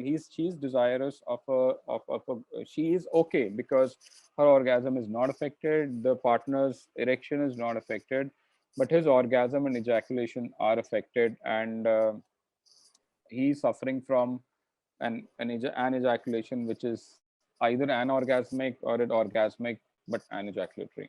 So sir, any thoughts on this? Any patients, any insight? It's a tough thing to treat, because very tough. And in fact, whenever I get patients like this, I normally put them onto a vibratory therapy just to check out whether they would ejaculate or not. And a lot of them are able to ejaculate, but they not the first time, second time, or the third time, but after a long time, which means just by the vibration itself they are able to. And the fact that they're able to ejaculate, I mean, it's a phenomenal booster, but it's very difficult to treat. Very difficult. Absolutely, sir. But yes, once they ejaculate, the confidence is a real boost. It's a real boost to their confidence. So carrying on, sir, if there are any neurogenic patients and who suffer from some people who have had MS in past or had spinal cord injury have recovered, and they obviously have a mix of erectile dysfunction, premature ejaculation. But so what has been your attempt at providing them fertility as well as sexual rehabilitation? So anyone who has had, because these patients also attend our clinics commonly. So they've recovered, they've partially recovered or recovered an MS and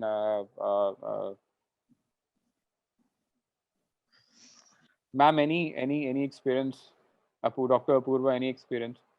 So these are very common, and we see them as part of their recovering urological functions, their urological urine function. They say once the urine function has recovered, once the period of spinal shock has is over. Now they want sexual rehabilitation also, and it is an admixture of an erectile dysfunction, premature ejaculation, retrograde ejaculation, or complete non-ejaculation.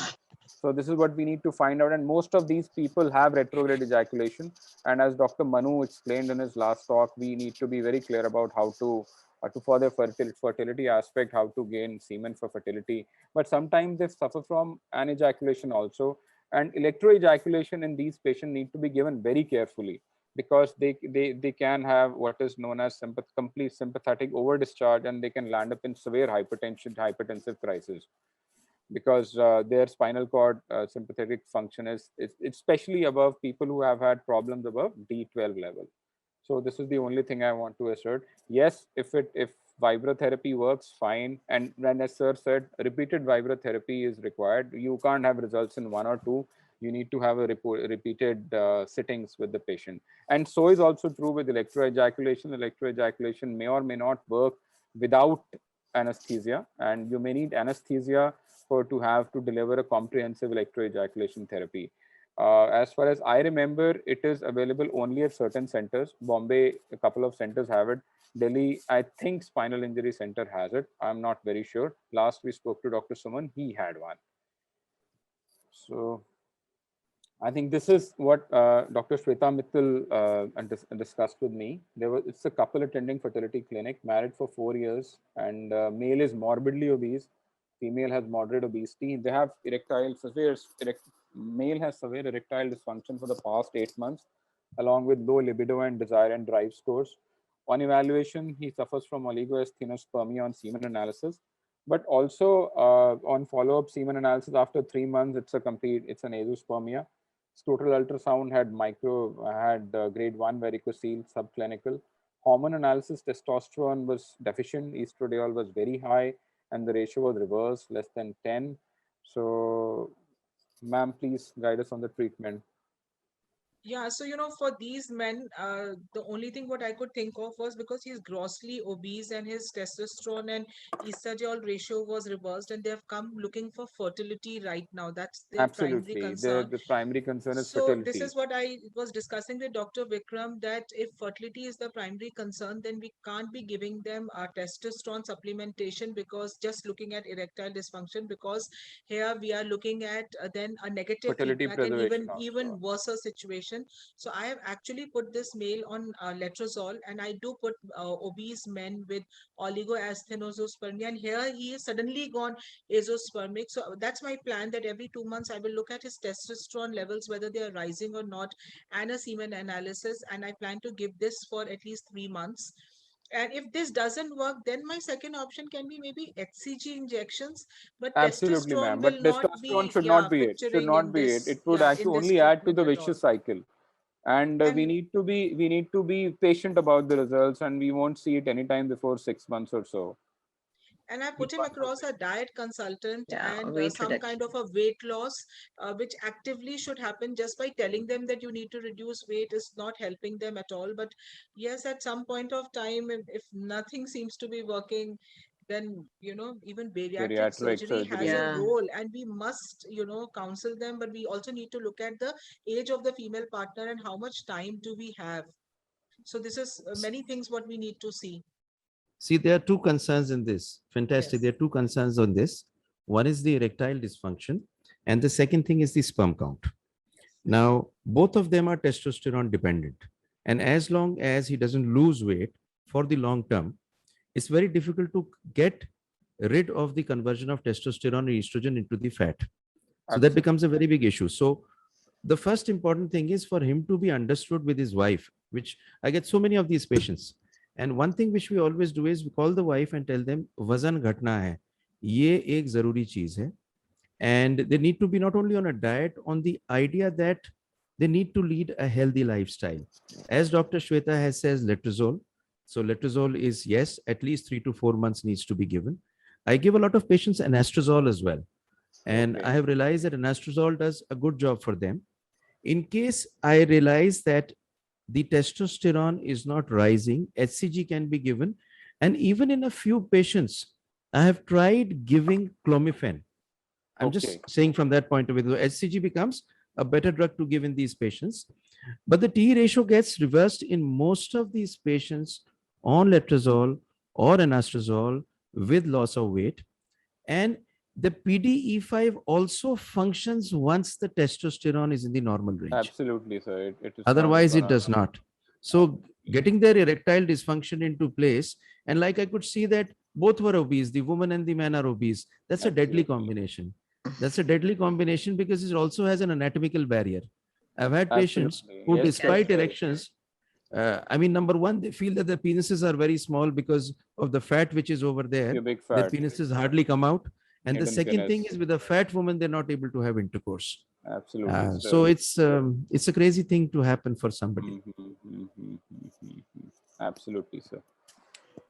So yes, sir. It's been a really good panel. Yes, ma'am. Dr. Vikram, you had really conducted the panel so well.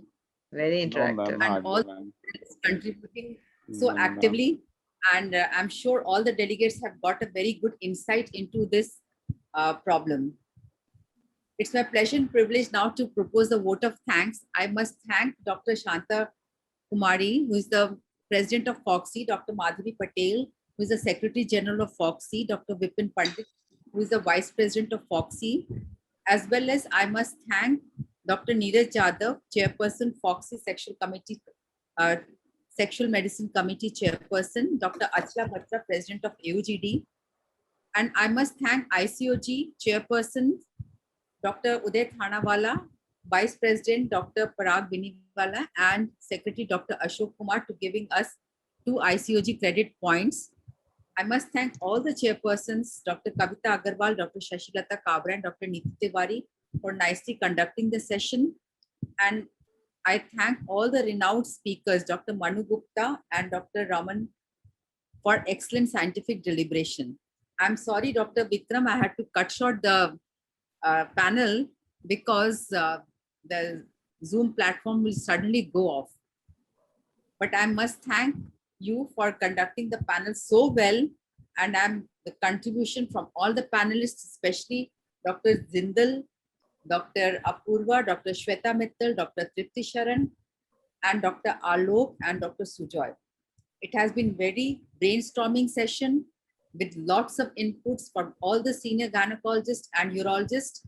And I'm sure all the delegates must have learned a lot from today's scientific deliberation. And in the end, I must thank Jackson Pal and MacLeod's for being the educational partners, without whom it would have been difficult to have the Zoom platform. And I must wish good night and goodbye to all of you. Thank you very much. Thank you very much. Thank you, ma'am. Thank you, sir. Bye, everyone. It was Thank you, ma'am. Wonderful initiative. Being a part of this program. Yeah, a different aspect of the story. Yeah. Definitely. Delving into the male domain. Thank you very much. Sunil sir is always, sir, it's awesome to be with you, sir. Your knowledge and your lifetime to experience the real cases are really wonderful. Vikram, You sir, know, thank there is you so nobody, much. there is nobody on earth who cannot enjoy sexual medicine. I can tell you this. No, sir. Even we guys had a lot to learn, sir. Thank you, sir. Yeah. Thank you, very sir. much. Awesome. Thank you so much. Very interesting. Thank you, Dr. Vikram, for the amazing panel. Yeah. And thank you, Dr. Thank you, Mala, Vikram, for sir. inviting me. And Mala Thank ma'am, you. definitely. Mala ma'am, Thank you, great Dr. Mala initiative. ma'am, for doing it with Infertility Committee AOGD. Thank you so much. It was really nice, Dr. Vikram and all the panelists. It was really nice, very informative. Thank you, Dr. Thank you Kavita. very much. And bye-bye, everyone. Bye, Thank you so Shweta. much. Bye. Bye. Bye. Bye, Apurva. Bye, ma'am.